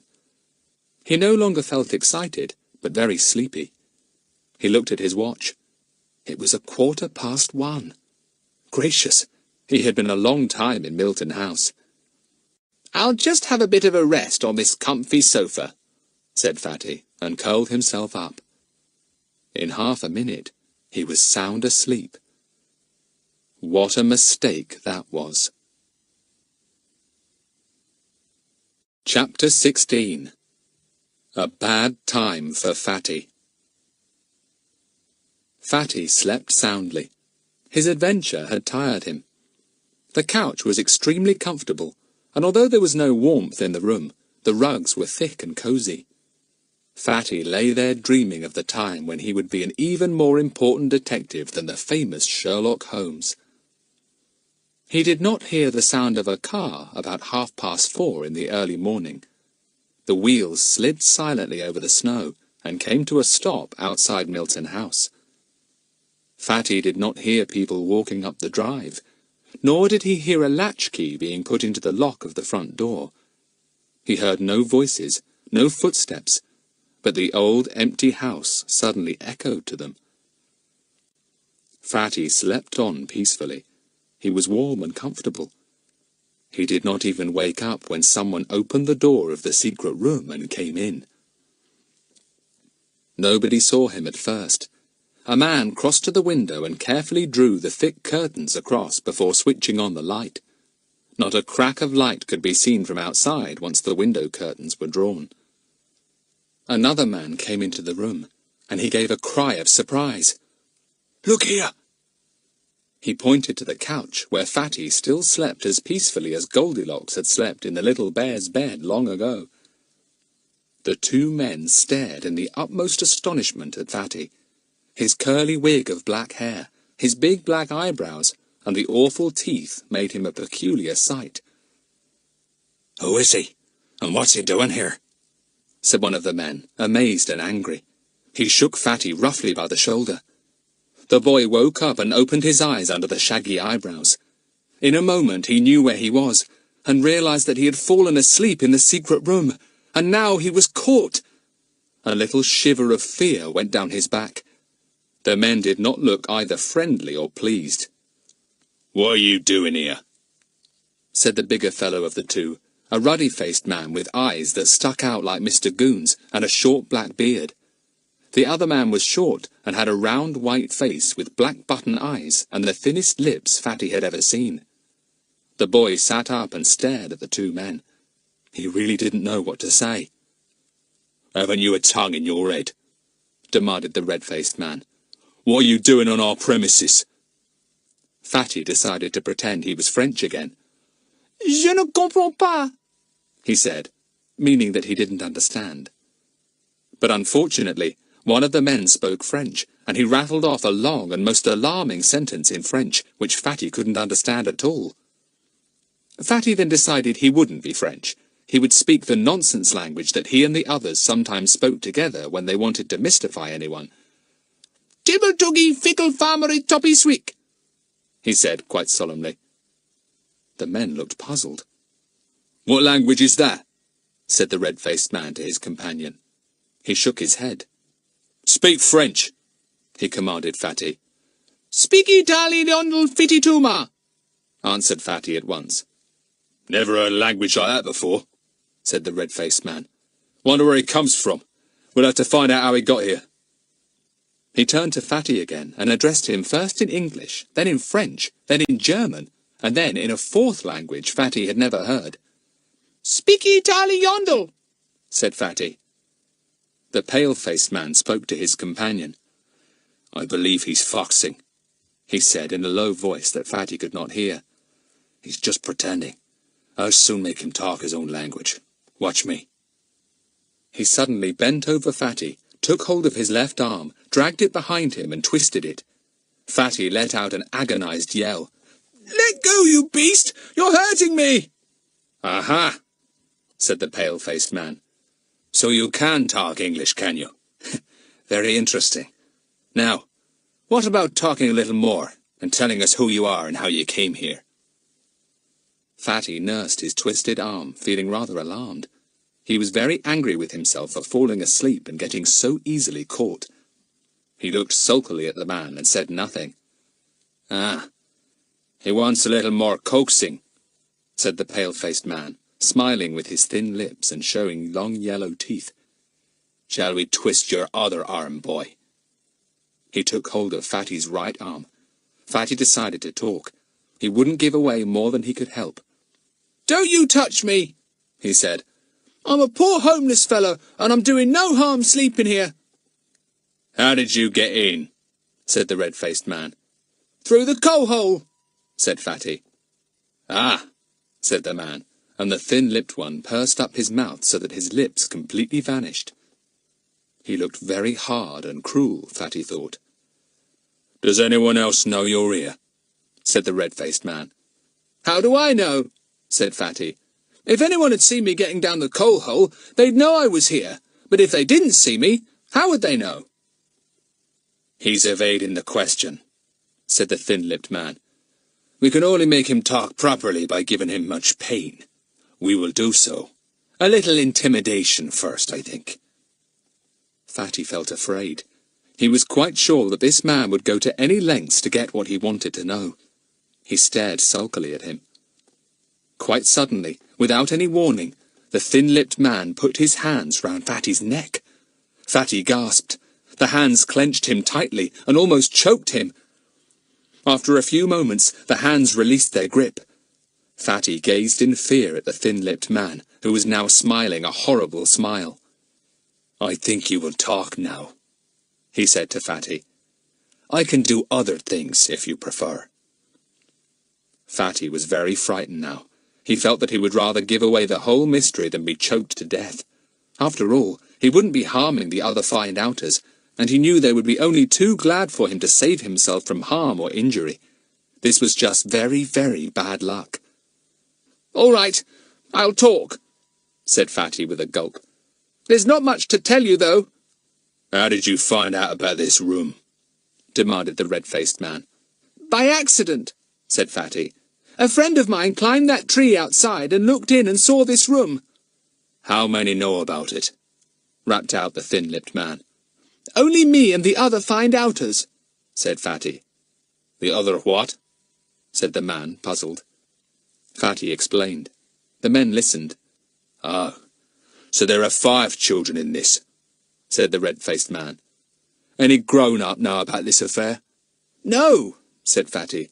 We are rather keen on solving mysteries if we can, and we don't like telling grown-ups in case they interfere.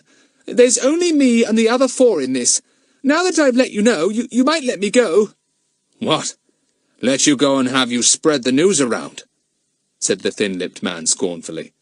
"It's bad enough to have you interfering and messing up our plans without running the risk of letting you go." "Well, if you don't, the others will come snooping round to see what's happened to me," said Fatty triumphantly. "I've already arranged for them to come and find out what's happened if I'm not home this morning." "I see," said the thin-lipped man. He spoke quickly to the other man in a language Fatty could not follow. The red-faced man nodded. The thin-lipped man turned to Fatty. "You will write a note to the others to say that you have discovered something wonderful here and are guarding it, and will they all come to the garden as soon as possible?" he said. "Oh, and I suppose you think that you can catch them too when they come, and lock them up till you've finished whatever secret business you are on," said Fatty. "Exactly," said the man. "We think it'll be better to hold you all prisoner here till we have finished our affairs. Then you can tell what you like." "Well, if you think I shall write a letter that will bring my friends into your hands, you're jolly well mistaken," said Fatty hotly. "I'm not such a coward as that." "Are you not?" said the thin-lipped man, and he looked at Fatty so strangely that the boy trembled. What would this horrible man do to him if he refused to write the note? Fatty didn't dare to think. He tried to stare back bravely at the man, but it was difficult. Fatty wished desperately he had not gone into this midnight adventure so light-heartedly. He longed for old Buster. But perhaps it was as well that Buster was not there. These men might kick him and misuse him cruelly. "We shall lock you up," said the thin-lipped man. "We have to go in a little while, but we shall come back soon. You will write this note whilst we are gone. If it is not done by the time we come back, there'll be trouble for you. Bad trouble. Trouble you will not forget all the rest of your life." Fatty's spirits went up a little when he heard he was to be locked up. He might be able to escape if so. He had a folded newspaper in his pocket. He was sure he could use his trick of getting out of the locked room all right. Then his spirits sank again. "We will lock you into this so comfortable room," said the red-faced man, "and we will give you paper and pen and ink. You will write a nice, excited note that will bring all your friends here quickly. You could throw it out the window." Fatty knew he could never escape from the secret room. A thick carpet ran right to the door. There was no space beneath the edge of the door to slip a key, none at all. He would be a real prisoner. He could not even escape down the tree because the window was so heavily barred. The thin-lipped man placed a sheet of notepaper on a table and laid it beside a pen and a little inkstand. "There you are," he said. "You will write this note in your own way and sign it. What's your name?" "Frederick Trotville," said Fatty gloomily. "You're called Freddy, then, are you not?" said the thin-lipped man. "You will sign your letter Freddy, and when your friends come into the garden, I will fling your note from the window, but you will not speak to them." The red-faced man looked at his watch. "We must go," he said. "It's time. Everything's ready here. We'll get the rest of these interfering kids and lock 'em up till we've finished. It won't hurt 'em to starve for a day or two in an empty room." They went out of the room. Fatty heard the key turn in the lock. He was a prisoner. He stared gloomily at the shut door. It was his own fault that he was in this fix. But he wasn't going to get the others into it too. No, not even if those men beat him black and blue. Chapter 17. The Secret Message. Fatty heard the footsteps of the men clattering down the uncarpeted stairs. He heard the front door close quietly. He heard the sound of a car starting up. The men had gone. He tried the door. It was locked all right. He went to the window. It was pitch dark outside. He opened the window and felt the bars. They were too close together for him to slip out between them. He was indeed a prisoner. He went and sat down again, shivering. Fright and the winter's chill made him shake all over. He saw the electric fire and decided to put it on. He might as well be warm anyway. He sat down once more and gazed gloomily at the sheet of notepaper. What a bad detective he was to allow himself to be caught like this. It was terribly careless. The others would never admire him again. "Well, I shan't write that letter anyway," thought the boy, but he trembled to think what his punishment might be if he didn't. Then an idea came to him. It was really brilliant.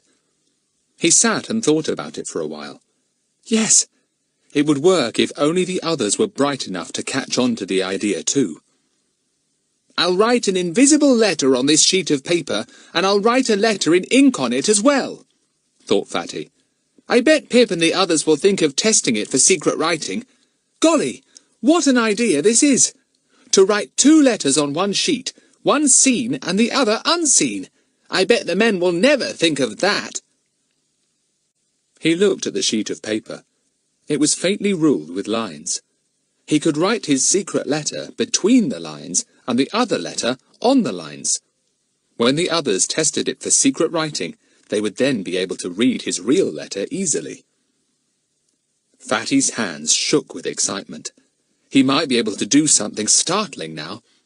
He must think carefully what to write.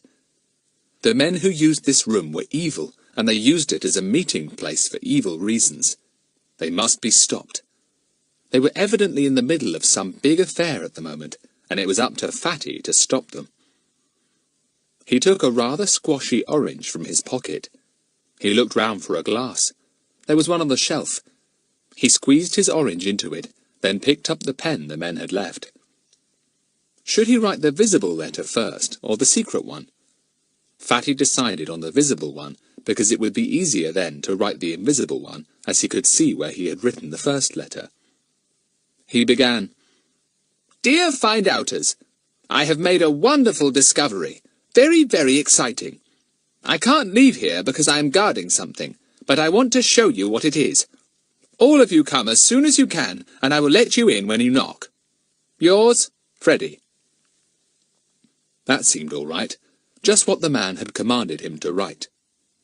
But the others would smell a rat as soon as they saw the name Freddy at the bottom. He always signed himself Fatty in notes like this. Then he set to work to write the letter in secret ink, or rather in orange juice. Dear Find-Outers, don't take any notice of the visible letter. I'm a prisoner here. There's some very dirty work going on. I don't quite know what. Get hold of Inspector Jenks at once and tell him everything. He'll know what to do. Don't you come near the place, any of you. Yours ever, Fatty. That just took him to the bottom of the sheet. Not a trace of the secret writing was visible. Only the few sentences of the inked writing were to be seen. Fatty felt pleased. Now, if only the others guessed there was a secret message and read it, things might be all right. Inspector Jenks will see to things, thought Fatty, and it was comforting to think of the clever, powerful inspector of police, their very good friend, knowing about this curious affair. Fatty thought of him, his broad, cheerful face, his courtesy, his tallness, his shrewdness. It was now about 6 o'clock. Fatty yawned. He had had a poor night. He was hungry and tired, but warmer now. He curled himself up on the sofa again and slept. He was awakened by the men coming into the room again. He sat up, blinking. Daylight now came in through the window. The thin-lipped man saw the paper on the table and picked it up. He read the letter in silence and then handed it to the other man. "This is all right," he said. "We'll bag all the silly little idiots and give them a sharp lesson. Will they all come down to see where you are, boy?" "I don't know," said Fatty. "No, probably not. Maybe just one or two of them." "Then they're sure to take the letter to show the others and bring them back here," said the thin-lipped man. "We'll keep a lookout for them. We'll hide in the garden and catch the lot. Jarvis is downstairs now too. He can help." They opened some tins and had breakfast. They gave the hungry Fatty a small helping of ham sandwich, and he gobbled it up. They suddenly noticed his glass of yellow juice, and one of them picked it up. "What's this?" he said, smelling it suspiciously. "Where did it come from?" "It's orange juice," said Fatty, and he drank it up. "I had an orange with me and I squeezed it. I can't help being thirsty, can I?" He set down the glass. The men evidently thought no more of it, but began to talk together in low voices, again using the language that Fatty did not understand. He was very bored. He wondered if one of the others would come soon. As soon as someone found he hadn't got home, surely they would come and look for him. What were the Find-Outers doing? They were all wondering how Fatty had got on that night. Bets was worried. She didn't know why, but she really did feel anxious. "I hope Fatty is all right," she kept saying to Pip. "I do hope he is." "That's about the 23rd time you've said that," said Pip crossly. "Of course he's all right. Probably eating an enormous breakfast this very minute." Larry and Daisy called in at Pip's soon after breakfast, looking cross. "We've got to catch the bus and take some things to one of our aunts," said Daisy. "Isn't it a bore? Just when we wanted to hear if Fatty had found out anything. You and Bets will have to see if he's home, Pip." "He may come wandering down if he's at home," said Pip. "Oh, you've got Buster with you. Well, I'll take him back to Fatty's for you, shall I?" Pip's mother wouldn't let him go out till about 12 o'clock, as she had made up her mind that he and Bets were to tidy out their cupboards. This was a job Pip hated. It took ages. Grumbling loudly, he began to throw everything out onto the floor. "Oh, Pip, let's hurry and finish this job," begged Bets. "I can't wait to find out if Fatty's home all right." Buster fussed around, sniffing at everything that came out of the cupboards. He was upset and worried. His beloved master hadn't fetched him from Larry's the night before, and here was the morning, and nobody had taken him back to Fatty yet. Not only that, but they apparently wouldn't let him go by himself. He was so miserable that he limped even more badly than usual, though his leg was now quite healed. At last the cupboards were finished, and Pip and Bets were told they might go out in the snow. They put on hats and coats, whistled to Buster, and set off to Fatty's. They slipped in at his garden door and whistled the tune they always used as a signal to one another. There was no reply. A maid popped her head out into the passage. "Oh," she said, "I thought it was Frederick. He didn't sleep here last night, the naughty boy. I suppose he stayed the night with you or Master Larry, but he ought to have told me. When's he coming back?" This was a real shock to Pip and Bets. So Fatty hadn't come back from Milton House. What had happened? "Oh, he'll be back today, I expect," Pip said to the anxious maid. He dragged Bets out into the garden. She was crying. "Don't be so silly," said Pip. "What's the good of crying before you know what's happened to Fatty?" "I knew something had happened to him. I knew he was in danger. I did, wept poor Bets. "I want to go down to Milton House and see what's happened." "Well, you won't," said Pip. "There may be danger. You look after Buster for me. I'll go down myself." "I'll come too," said Bets bravely, wiping her eyes. "No, you won't," said Pip firmly. "I'm not going to have you running into danger. You don't like danger anyway, so you be a good girl and take Buster home with you. I'll be back as soon as I can, and maybe I'll bring Fatty with me, so cheer up." Still crying, poor Bets went off with the puzzled Buster, who simply could not understand what had happened to Fatty. He seemed to have disappeared into thin air.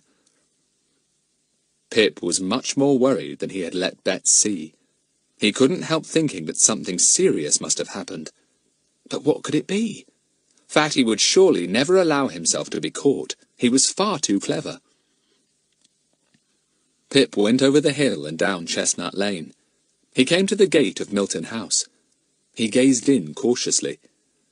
He could see more footprints, and there were new car-wheel prints. He went round the hedge, slipped in at a gap, and found himself by the summer-house. Inside were the rugs Fatty had taken to keep himself warm, but there was no Fatty there. He stepped cautiously into the garden, and one of the men who was watching saw him from a window. He had with him the sheet of notepaper on which Fatty had written the 2 letters. The man bent down so that he could not be seen, opened the window a crack at the bottom, gave a loud whistle to attract Pip's attention, and then let the paper float out of the window. Pip heard the whistle and looked up. To his enormous surprise, he saw a sheet of paper floating out of one of the second-story windows. Perhaps it was a message from Fatty. The boy ran to where the paper dropped and picked it up. He recognized Fatty's neat handwriting at once. He read the note through, and his heart began to beat fast. "Fatty's onto something," he thought. "He's found some stolen jewels or something, and he's guarding them. He wants us all to be in it. I'll run back to the others and bring them back with me. What an adventure! Good old Fatty!" He scampered off, his face bright. The man watched him go and was satisfied. That young idiot would soon bring the other children down with him, and then they could all be locked up safely before they gave the game away. Fatty saw Pip too, and began to have a few horrid doubts. Were the find-outers smart enough to guess there was a secret letter in between the lines of inked writing? Suppose they didn't? He would have led them all into a trap. Chapter 18. A Smell of Oranges. Pip ran all the way home. He was tremendously excited. What had Fatty discovered? It must be something very wonderful for him to be guarding it like that. Bets was waiting for Fatty very anxiously. She was at the window of the playroom, and Buster was sitting on the windowsill beside her, his black nose pressed against the pane. Pip grinned widely and waved the letter at Bets. She guessed at once that he had good news, and her heart felt lighter. She tore downstairs to meet him, Buster at her heels. "Is Fatty all right? What has happened? Is that a letter from him?" she asked. Pip pushed her upstairs again. "Don't yell questions at me like that," he said crossly. You'll have all the household knowing about our mystery soon." Just then, Pip's mother put her head in at the door. "Come along for lunch," she said. "Don't keep me waiting, Pip, because I have to go out immediately afterwards." So there was no time to show poor Bets the letter, and she was so terribly curious about it that she fidgeted all through the meal, much to her mother's annoyance. As soon as lunch was over, Pip and Bets flew upstairs, and Pip spread the note out on the table. "Look there," he said. "Fatty's found something marvellous, and he's guarding it. He wants us all to go down and join him, so we'd better go up to Larry's and get him and Daisy as soon as we can." Bets read the note. Her eyes sparkled with excitement. This sounded too thrilling for words. "Fatty must have solved the mystery," she said. "Isn't he awfully clever?" "Let's put on our things and go and fetch Larry and Daisy now," said Pip. "Fatty will be expecting us as soon as possible. We'll march up to the front door and knock loudly." They put on their things and ran all the way to Larry's house. They went in at the garden door and whistled for Larry, using the signal they always kept for themselves. "Here we are, up here," said Daisy, popping her head out of a room upstairs. "Any news?" "Yes, heaps," said Pip, leaping up the stairs 2 at a time. "We went to call on Fatty this morning, and the maid said he hadn't been home all night." "Goodness," said Daisy. "So I went down to Milton House without Bets or Buster," said Pip, "and suddenly this letter floated out of a window. It's from old Fatty." He showed it to Larry and Daisy. They read it in great excitement. "I say, he certainly found out something," said Larry. "He must have got in at the coal hole and gone up to that secret room. I vote we all go down to Milton House now, this very minute." "Bets was awfully silly all last night and this morning," said Pip. "She kept on worrying and worrying because she felt sure Fatty was in trouble." "I did feel awfully worried, but I couldn't help it. Something sort of told me that Fatty was in danger, and as a matter of fact, I still don't feel quite right about him. I mean, I've still got that uncomfortable sort of feeling," said Bets. "Have you?" said Daisy. "How funny! But nothing can be wrong with Fatty now. You've read his note." "I know," said Bets, and she read it again. "I wonder why he signed himself Freddy," she said suddenly. "He nearly always puts Fatty now. I suppose he just didn't think." The little girl looked thoughtfully at the letter. Then she sniffed a little, turning this way and that. "What's the matter? You look like Buster when he smells a nice smell and doesn't quite know where it comes from," said Larry. "Well, I did get a whiff of a smell that reminded me of something," said Bets. "What was it now? Yes, I know. Oranges. But there aren't any in this room." "Imagination," said Pip. "You're always imagining things." He took the letter and began to fold it up, but as he did so, he too began to sniff. "How funny! I can smell oranges too now," he said. Bets suddenly snatched the letter from him, her eyes bright. She held it to her nose. "This is what smells of oranges," she said excitedly. "Smell it, all of you." They smelt it. Yes, it smelt of oranges. And that could only mean one thing. Fatty had written another letter on the same sheet, in orange juice for secret ink. Bets sat down suddenly because her knees began shaking. "I've got that feeling again," she said earnestly. "You know, that something is wrong with Fatty. Let's test the letter quickly for secret writing." Daisy flew down to get an iron. It seemed ages to wait whilst it got hot enough. Then Pip deftly ran the warm iron over the letter. At once the secret message came up, faintly brown. The children read it with beating hearts. "Dear Find-Outers, don't take any notice of the visible letter. I'm a prisoner here. There's some very dirty work going on. I don't quite know what. Get hold of Inspector Jenks at once and tell him everything. He'll know what to do. Don't you come near the place, any of you. Yours ever, Fatty." There was a silence. The Find-Outers looked solemnly at one another. Suddenly their mystery seemed to be very deep and dark and dangerous. Fatty was a prisoner. Why had he written that other letter in ink? The men who caught him must have made him write it, said Larry, thinking hard. They wanted us all to be caught, because we know about the secret room. But clever old Fatty managed to write a secret letter on the same paper. We nearly didn't find out about the secret one, said Daisy. My goodness! We were just going down to Milton House to knock at the door, and it would have opened, and we'd have gone in, and we would have been prisoners too.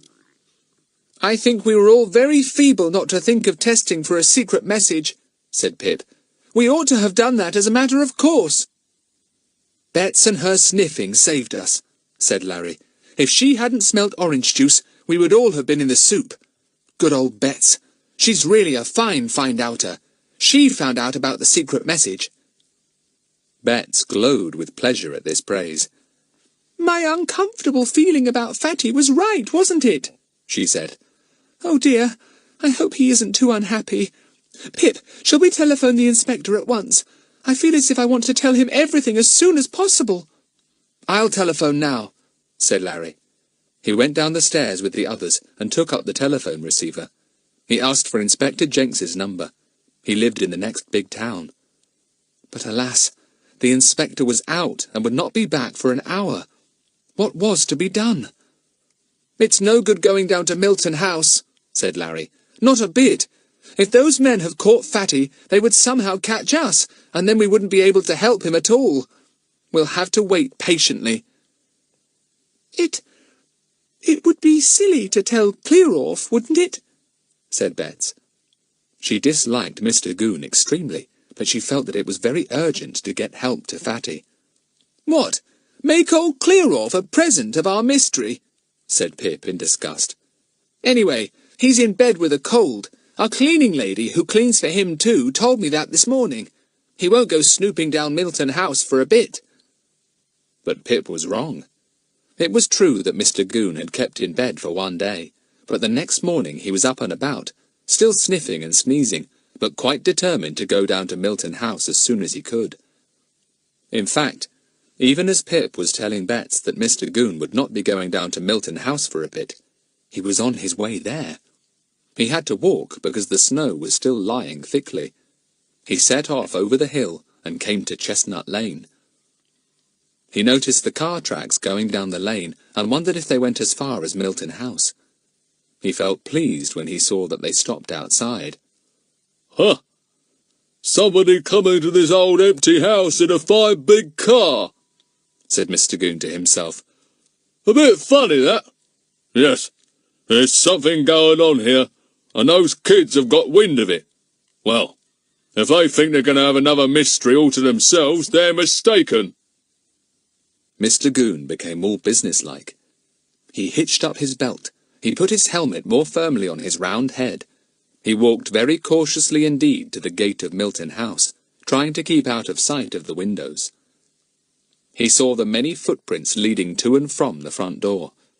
He scratched his head, thinking hard. It looked as if people might be there. Were they the rightful owners of the place? What were they doing? And why did the children keep messing about there? Could it be that the thieves of the Sparling jewels were there, hiding their booty? Mr. Goon longed to get into that empty house. He longed to explore it. He wanted, however, to explore it without being seen. He felt sure the children had done so. It was beginning to get dark, for it was a very gloomy, lowering winter's afternoon, with more snow to come. Mr. Goon went cautiously round the house, and to his enormous surprise, suddenly saw a black hole in the ground near the kitchen. Almost at once, he saw it was a coal hole with the iron lid off. He stared at it in surprise. Had somebody got down there? Yes, one of those tiresome children, probably. And maybe they were even now exploring that house to find if any stolen goods were hidden there. Mr. Goon's face went slightly purple. He couldn't bear to think that those children might get more praise from Inspector Jenks for finding stolen goods hidden in his, Goon's, district. He determined to get into the house himself, find any of the children there, and scare the life out of them. My word, wouldn't he shout at them? Very quietly and cautiously, Mr. Goon lowered himself down into the coal hole. He almost stuck, for he was plump, but he managed to wriggle through and landed on the coal. "Now," thought Mr. Goon triumphantly, as soon as he had got his breath, "now to go up and explore the house and catch those interfering little nuisances. Won't I scare them? Won't I shake the life out of them? I'll learn 'em to go snooping round, doing the things that policemen ought to do. I'll learn 'em." Chapter 19. Escape, and a shock for Mr. Goon. Meantime, what had happened to Fatty? The men had taken the letter from him and had gone out of the room, locking it again. Fatty guessed they were going to wait for one of the find-outers to come. He, too, went to the window and watched. Nobody came that morning, as we know, until just before lunchtime. Then Pip arrived, and Fatty saw him pick up the letter, which had apparently been flung out of one of the lower windows. Fatty watched Pip, but did not dare to whistle to him. The only hope for Pip would be for him to get away back to the others, and for them to read the secret note. If only they guessed there was a secret message for them. In a little while, the two men came back. "Well," said the thin-lipped man, "I expect we shall soon have your friends down here, and you'll be pleased to have company. Then you can have your dinner in a room not quite so comfortable as this, my boy, and as soon as your friends come, we will throw them all into the room with you." Fatty was made to go out of the comfortable secret room, and was taken to a room on the floor below. It was quite empty, and very cold. "Here are some sandwiches for you," said the red-faced man, and he handed some to Fatty. "And here's a glass of water. We shall lock you in and bring your friends here as soon as we catch 'em. And here, I'm afraid, you will have to stay for a day or two, till our important business is finished. Then maybe we'll telephone the police or your parents and tell them where to find their poor missing children. After this experience, maybe you will not interfere again in what doesn't concern you." He gave Fatty another fierce look, and then the two men went out. Fatty heard the key turning in the lock. "Well," he thought, "it's jolly cold and uncomfortable in here, but on the other hand, I believe I might be able to get out of this locked room. There's no carpet on the floor here, and a jolly good space under the door. I'll wait till everything is quite quiet, and then I'll try my little trick." He went to the window. There was certainly no way out there, for it was a sheer drop to the ground. No tree grew conveniently nearby. Fatty squatted down in a dusty corner and ate his sandwiches hungrily. He considered that the men had been very mean to him over food. They had plenty up there in that secret room, but all they had given him that day were 2 or 3 measly ham sandwiches. Fatty, who was used to tucking in well at least 4 times a day, felt very annoyed. He finished his meal, drank the water, and then went to the door. He listened hard. He could hear no sound at all. He wondered if it would be a good idea to try and escape then and there. Perhaps the men were having a nap upstairs in the secret room. He knew there were 3 of them, though he had not seen the one called Jarvis, who was probably some kind of servant. Maybe Jarvis had been left to watch for the children. Just as he was thinking he would push his newspaper under the door, ready to receive the key when it dropped to the other side, he heard footsteps. He drew back and sat down in a corner of the room. But no one came in. Fatty looked at his watch. The afternoon was getting on now. Perhaps it would be best to wait till it began to get dark. Nobody would spot a newspaper sticking out from under the door in the darkness, but anyone passing by now would certainly be suspicious. So the boy set himself to wait in patience. He felt dirty and cold, hungry and tired. He thought this adventure was not at all pleasant at the moment. But then, adventures often had unpleasant moments, and certainly he had brought this unpleasantness on himself. Just as it began to get dark, Fatty looked out of the window. He felt certain he could see somebody skulking in the hedge. Who was it? He did hope it wasn't one of the find-outers. He couldn't make out Clearorf's uniform, or he would have recognized the policeman who had just arrived. Fatty decided that he had better escape immediately in case the skulking figure he had seen was one of the find-outers. Then he could warn whoever it was, Pip or Larry maybe, and they could escape together and tell Inspector Jenks everything. He listened at the door. There was nothing to be heard. He unfolded his newspaper and pushed it carefully under the door until only a corner was left inside the room. Then he began to try and push the key out of the lock. It fell quite suddenly, making a little thud on the newspaper. Fatty's heart beat fast. Escape was very near now. He began to pull the newspaper sheet back into the room again. This was the anxious part. Would the key slip under the door on the paper or not? It did! Fatty saw it coming and picked it up thankfully. He slipped it into the lock on his side of the door. He turned the key, and the lock slid back. He opened the door quietly and looked out onto the landing. No one was there. He locked the door again and left the key in the lock. Then, if any of the men came by, they would see the key there and imagine he was still in the locked room. He wondered how to get out of the house. He was afraid of going out of the front door because he would not dare to slam it, and if he left it open, someone might notice. He thought he had better go down into the coal cellar again and slip out of the hole. It was so dark that no one would see him. So Fatty cautiously made his way downstairs and crept through the kitchen to the door that led down into the coal cellar. He felt for the key. He thought it would be a very good idea to lock the door after him once he was in the cellar. Then no one could come down after him if he found it impossible to get up through the hole into the garden. He took out the key. He went through the cellar door and stood on the topmost step. He shut the door behind him, slid the key into the lock, and turned it. Then he took a deep breath. He was safe for the time being. He stepped down into the cellar, and then he stopped in horror. Someone was coming down the coal hole. He could hear them grunting and groaning. Who was it? Certainly not any of the find-outers. Fatty's heart began to beat painfully again. He heard the newcomer jump down on the coal. Fatty felt sure it was one of his captors, though why he should enter the house that way, Fatty couldn't imagine. He made up his mind quickly.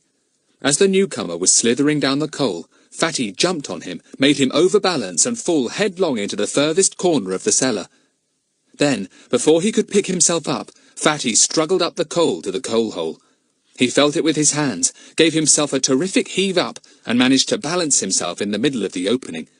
Gasping hard, he scrambled out, whilst from down below came the sound of mutterings and groanings. Fatty had no idea at all that it was clear off down in the cellar. Once out of the hole, he felt about for the iron lid. Just as he was about to put it over the hole, Mr. Goon staggered to his feet, took his torch from his belt, and switched the light on so that the beam shone at the hole. To Mr. Goon's enormous astonishment, he saw the face of that French boy looking down at him. Yes, there was no doubt about it. There was the black curly hair, the pale face, the sticking-out teeth. "Grrrr," said Mr. Goon, so angry that he couldn't speak properly. Fatty, blinded by the glare of the torch, blinked and hastily put the heavy lid back on the entrance to the coal hole. Then, afraid that his prisoner might do as he had done and climb out, Fatty dragged a barrel over to the hole and stood it on top of the lid. It was about a quarter full of icy water, and it was quite certain that whoever was now down in the cellar could not get out either through the door or through the hole. Fatty breathed more easily. The prisoner in the cellar began to shout and yell, but hardly a sound came up. Fatty did not think anyone would hear the captive. He crept silently round the hedges of the garden, on the lookout for anyone else, but he saw nobody. Then he heard a curious noise. What could it be? It was like a low and distant humming or throbbing. "Sounds like an aeroplane," said Fatty, puzzled. He looked up. To his surprise, he saw what looked like a beam of light shining from the roof of Milton House. "There's a light of some sort being shown up there," thought Fatty. "Could that be an aeroplane making that noise? And could that be a light to guide it to the fields nearby? They are big enough for an aeroplane to land on them, that's certain. The boy waited for a while. The noise came nearer. It seemed to circle round. Then, after a while, it stopped. Fatty felt certain it was an aeroplane that had landed in the fields behind Milton House. The beam on the rooftop of Milton House went out. Fatty went into the summer house, cuddled himself in the rugs there, and waited. Presently, in at a gate that led into the back part of the garden, came the sound of footsteps and the light of a lantern. Evidently the aeroplane passengers were to meet someone at Milton House. Fatty suddenly felt terribly afraid. He didn't understand at all what was going on. He only knew it was a mystery, and a dangerous mystery, and he had better get out of it as soon as ever he could. Had the others read his secret message? Had they telephoned to Inspector Jenks? Were they doing something to help him? No one, as far as he knew, had come in search of him since Pip had taken the note. Fatty thought he had better go back to Pip's or Larry's and really find out if anything had been done. If something wasn't done soon, the men would finish up their business, whatever it was, and clear off for good. They would never come back to Milton House again, that was certain. They had been using it secretly for some time, but now that their meeting place or hiding place had been discovered, it would be of no use to them. So unless I can get help straight away, these men may escape for good, thought Fatty. Anyway, at any moment they may find I've escaped from that room and be alarmed. They have only got to hop into that aeroplane and be off to another country if they wish. He slipped through the hedge into Chestnut Lane. He crept quietly up the lane, still keeping in the darkness of the hedge. And quite suddenly he bumped hard into someone who was creeping down the lane, also keeping well in the shelter of the hedge. That someone clutched hard at Fatty and held him tightly in a grip there was no getting away from. A light was flashed into his eyes, and a grim voice said, "And who are you? And what are you doing here?" It was a voice Fatty knew well. He listened in delighted surprise. Inspector Jenks! Golly, I am glad to hear you. Chapter 20. Inspector Jenks Takes Charge. The torch flashed into Fatty's face again. "You know me," said Inspector Jenks's voice. "Who are you?" The inspector did not recognize Fatty in his curious disguise. Also, Fatty was now extremely black and dirty, and looked more like a coal miner than himself. "I'm Frederick Trotville," said Fatty. "I'm, disguised, Inspector, that's all." "Quiet now," said the inspector, and pulled Fatty into a field beyond the hedge. "Talk in a whisper. What are you doing here? The others telephoned me and told me enough to puzzle me. I can't say I thought very much of their story, but I came over to see what was up." "Good," said Fatty. "The others guessed then that I had written the secret message, and they read it." "Yes," said Inspector Jenks. "Well, as I said, I came over as soon as I could by car, and after I had heard what the others had to say, I went to see Mr. Goon. I wanted to see if he knew anything about this, because it was quite likely he did, and hadn't told you." "Oh," said Fatty, "we didn't want Clearoff to know about it." "Well, he doesn't," said Inspector Jenks. "He wasn't there, and no one knows where he is. Do you?" "No," said Fatty, not dreaming that Mr. Goon was well and truly locked into the coal cellar of Milton House. "Then I thought I'd come along down to Milton House myself," said the inspector, "and I bumped into you. What has been happening, Frederick? Is it really something serious, or just a little local robbery or something?" "I don't know what it is, sir," said Fatty. "I really don't. I can't make it out. I'll tell you what I know." So the boy related everything. He told of the secret room he had been locked in, the two men he had seen, the one he hadn't seen, called Jarvis, the coming of the aeroplane, bringing more men to meet in the secret room, and how he had locked somebody into the cellar. "So you'll catch one of the men anyway, sir," he said, "even if the others escape. Oh, I nearly forgot. I managed to get hold of this book for you to see. I thought it might tell you something. I don't understand a word of it." By the light of his torch, Inspector Jenks examined the strange little notebook that Fatty had taken from the cupboard in the secret room. He whistled. "Yes, I understand this all right," he said, and Fatty heard the real excitement in his low voice. "This is a code book containing the names, both true and false, of members of a well-known gang and their various addresses. Pretty good work on your part, Frederick. Now look here. You scoot up to the nearest telephone, ring the number I tell you, and say I want all the squad down here immediately. There's not a moment to spare. Immediately. Understand?" Fatty understood. He felt thrilled. The other mysteries he and the find-outers had solved had been exciting, but really, this one was the most exciting of the lot. He shot off up the lane, leaving the inspector to do a little more watching. He got the number immediately. It was evidently a private police number. He gave his message. A sharp, commanding voice answered him. "Right. Over in about 10 minutes' time." Fatty rang off. His heart beat fast. What should he do now? Surely he must go down and see what was going to happen. It promised to be extremely exciting. On the other hand, would it be fair to leave the other find-outers out of this? They would so love to be in it too. Surely there wouldn't be any danger if they all kept in the lane. Fatty sped off to Pip's. By good luck, all the other find-outers were there, very worried, but very glad to think that Inspector Jenks had come and taken charge of things. Buster suddenly began to bark his head off, and Bets knew that Fatty was coming up the stairs. She ran to the door, flung her arms round him, and dragged him into the room. "Fatty, are you safe? How did you get out? Oh, Fatty, we were so worried about you." "Get me some biscuits or something," said Fatty. "I'm starving. You needn't have worried about me. I was perfectly all right." "You look simply awful," said Pip. "Black and dirty and really disgusting." "Don't care," said Fatty, and gobbled down some biscuits. "Have the time of my life. I'll tell you all about it as we go." "Go?" said Daisy. "Go where?" "Down to Milton House to see the fun," said Fatty. "I've just telephoned for a squad of armed policemen to come over. Inspector Jenks's orders."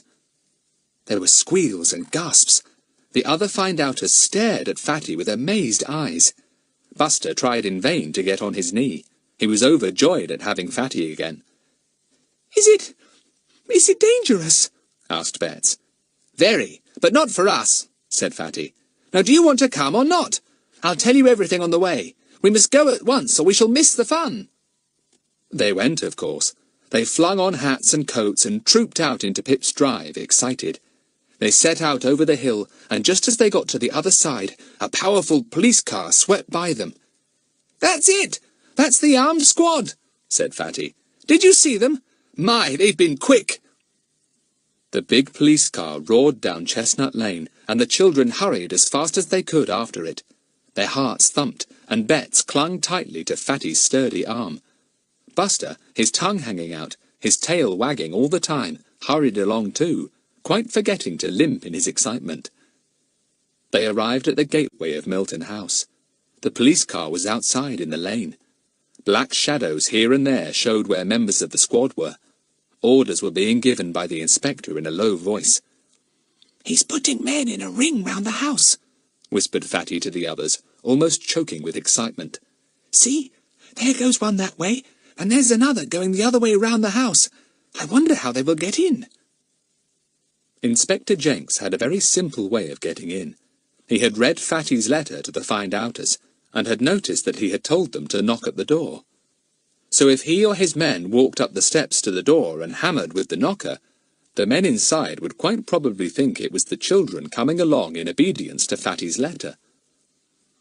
When all his men were in position around the house, the inspector went to the front door and lifted the knocker. All the children jumped when they heard the loud rat-a-tat-tat. The door opened wide.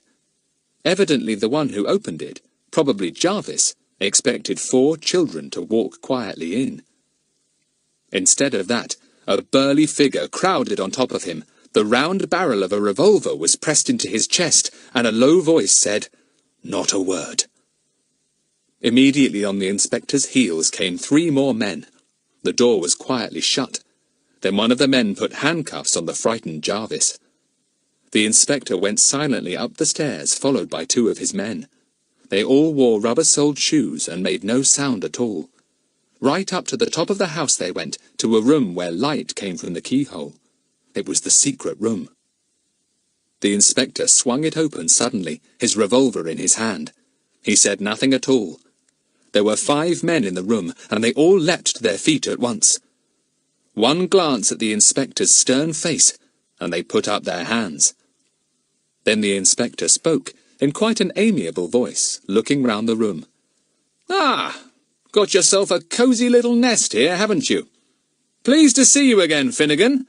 Or is your name John Henry Smith now? And you're here too, I see, Lammerton. Well, well, well.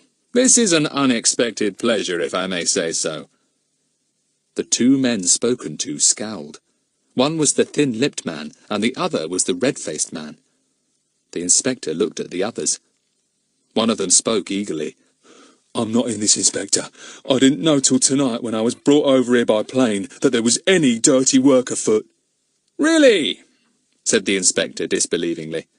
"You hadn't got anything unusual in the way of antiques to sell, I suppose? Oh, no. You don't know anything about the theft of the priceless Chinese vases owned by the Belgian Count, I suppose?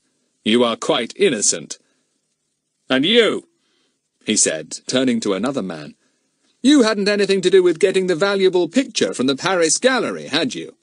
You don't know anything about that, I'm sure. Well, well, I can only say it is unfortunate that such clever and notorious rogues as you should be found here in a secret place with equally well-known buyers of antiques, rogues too, known to be hand-in-glove with the same kind of fellows on the other side of the Atlantic."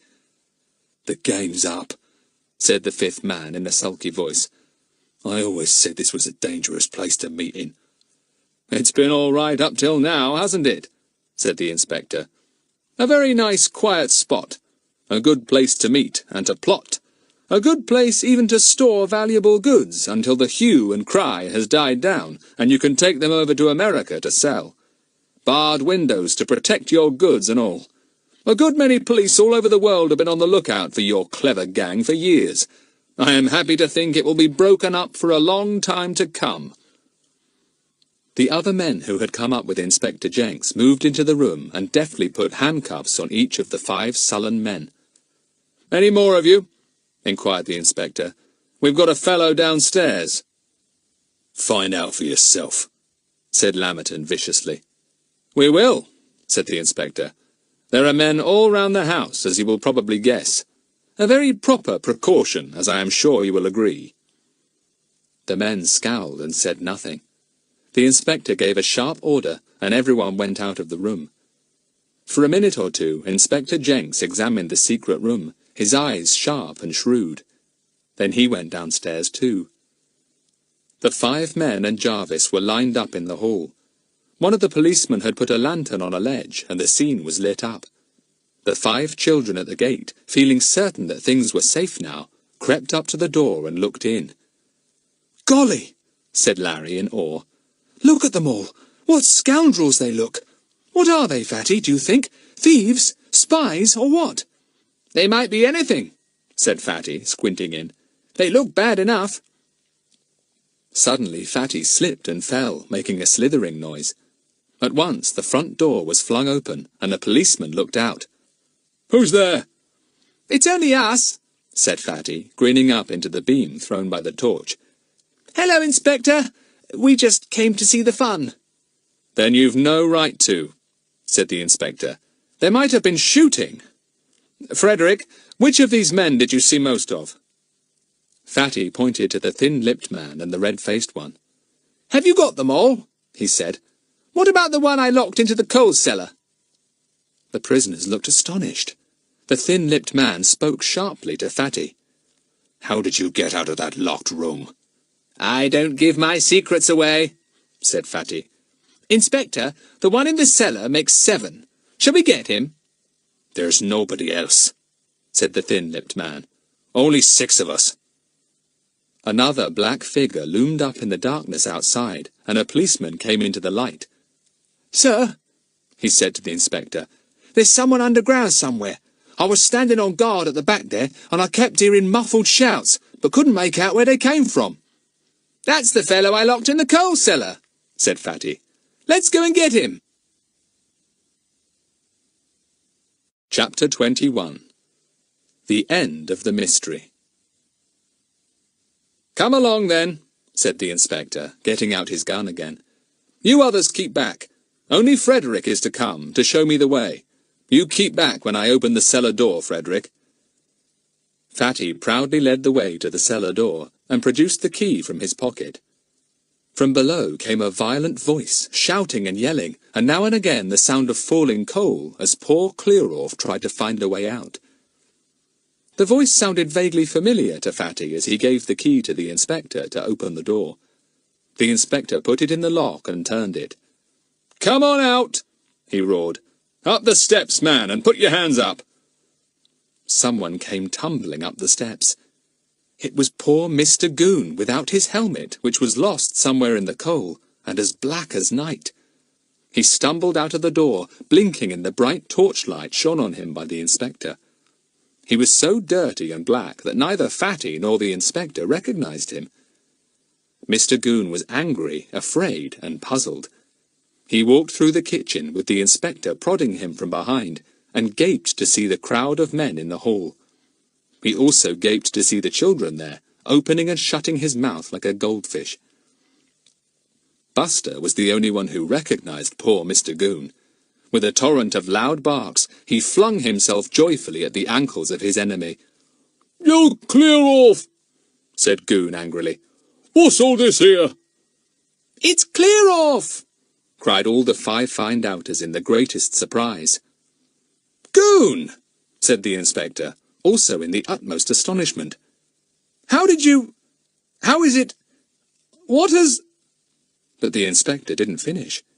Instead, he burst out into such hearty laughter that the other members of the squad grinned too. "Well, Goon, this is an extraordinary meeting," said the inspector, eyeing the dirty, angry policeman with amusement. "I called at your place to find out if you knew anything about the goings-on here, but you were not there." "I were locked up in that filthy coal cellar," said Goon, and he glared at Fatty. "And that's the one who locked me in. He wants watching, he does. He's a French boy, up to no good. In with the thieves, I don't doubt, or whatever these fellows are you caught. Wait till I get my hands on him." "Don't you know me, Mr. Goon?" said Fatty in his ordinary voice, and Mr. Goon jumped.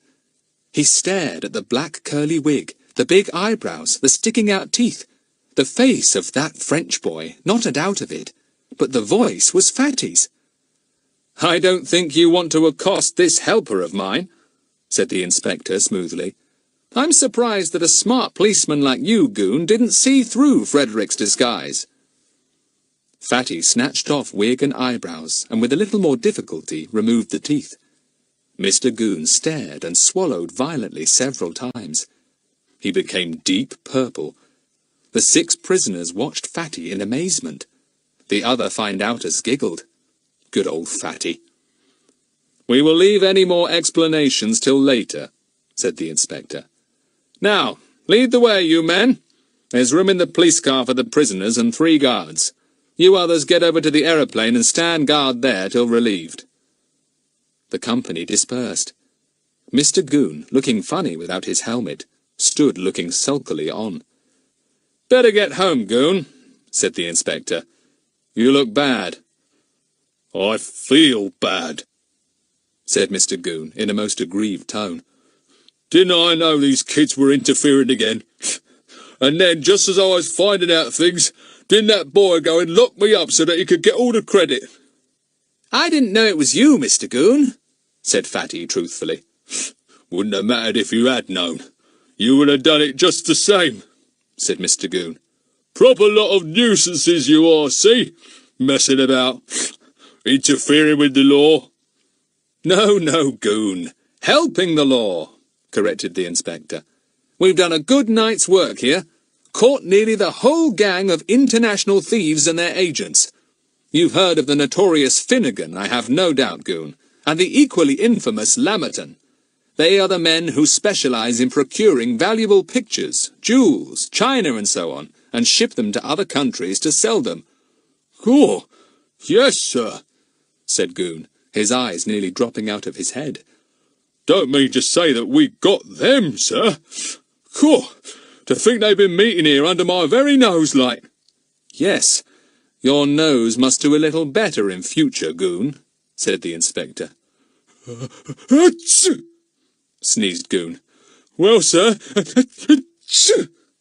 Go home, Goon, and get to bed, said the inspector. You've got a bad cold. Yes, I have, said Goon, wiping his nose with a tremendous pocket-handkerchief.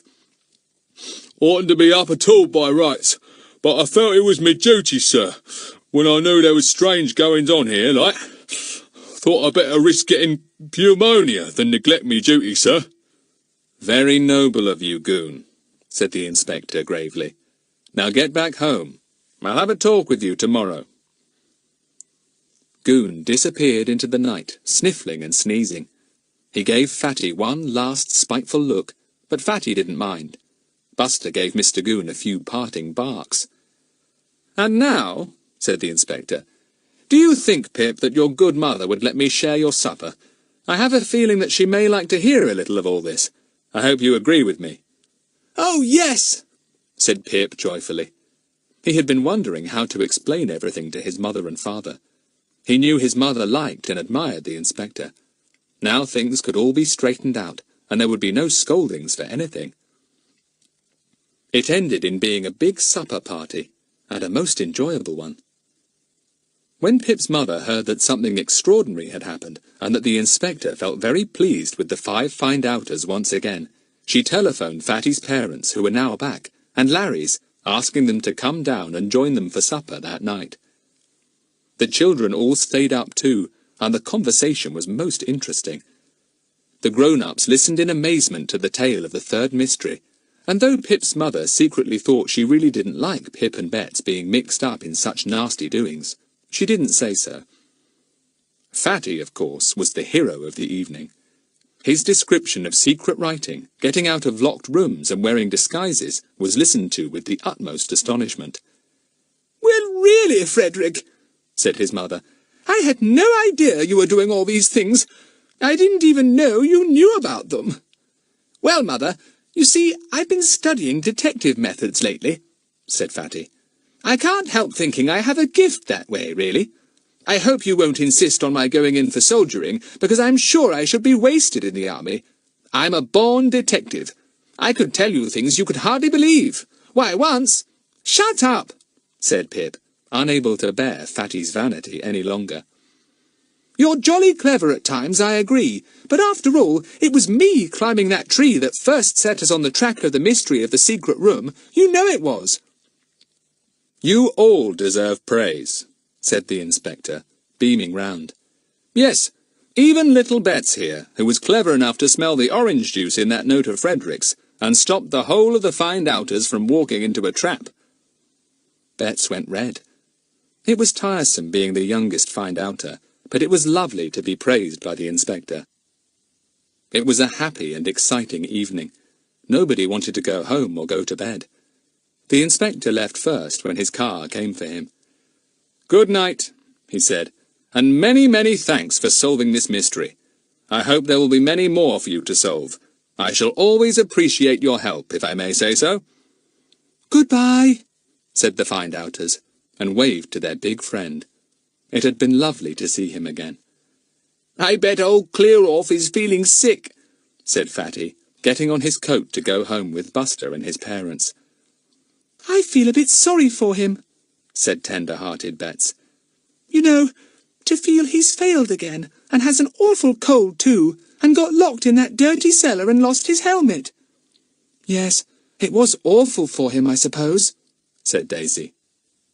Well, we can afford to be generous. Shall we take him some flowers or something, if he's in bed tomorrow? I don't like him, and I never shall, but I can't help feeling a bit sorry for him, like Bets. Take old Clear-Off flowers? You must be mad, said Fatty scornfully. I don't mind going and looking for his helmet for him, or even giving him some soap to clean his uniform, but not flowers. Flowers and clear off don't go together somehow. All right, we'll give him some soap then, and find his helmet, said Daisy. Won't he be surprised? I bet he will, said Fatty. All right, Mother, I'm coming. Just give me a minute to say goodbye. Now don't you go finding some wonderful soap like sweet violets or sweet pea buds, Daisy. Carbolic for old clear-off, see? The others laughed. Buster barked, and Bets patted him. Goodbye, Buster. See you tomorrow. Goodbye, said Fatty. And I say, let's... All right, Mother, just coming. Half a minute. Let's what? asked the other find-outers. Let's solve another mystery as soon as ever we can, said Fatty, going down the steps. And a thumping big one, too, see? Oh, yes, shouted the find-outers in joy. We will, Fatty. We will.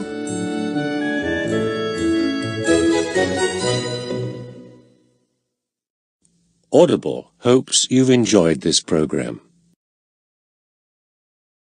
It had been lovely to see him again. I bet old Clear-off is feeling sick, said Fatty, getting on his coat to go home with Buster and his parents. I feel a bit sorry for him, said tender-hearted Bets. You know, to feel he's failed again, and has an awful cold too, and got locked in that dirty cellar and lost his helmet. Yes, it was awful for him, I suppose, said Daisy. Well, we can afford to be generous. Shall we take him some flowers or something, if he's in bed tomorrow? I don't like him, and I never shall, but I can't help feeling a bit sorry for him, like Bets. Take old Clear-off flowers? You must be mad, said Fatty scornfully. I don't mind going and looking for his helmet for him, or even giving him some soap to clean his uniform, but not flowers. Flowers and Clear-off don't go together somehow. All right, we'll give him some soap then, and find his helmet, said Daisy. Won't he be surprised? I bet he will, said Fatty. All right, Mother, I'm coming. Just give me a minute to say goodbye. Now don't you go finding some wonderful soap like sweet violets or sweet pea buds, Daisy. Carbolic for old Clear-off, see? The others laughed. Buster barked, and Bets patted him. Goodbye, Buster. See you tomorrow. Goodbye, said Fatty. And I say, let's... All right, Mother, just coming. Half a minute. Let's what? asked the other find-outers. Let's solve another mystery as soon as ever we can, said Fatty, going down the steps. And a thumping big one, too, see? Oh, yes, shouted the find-outers in joy. We will, Fatty. We will.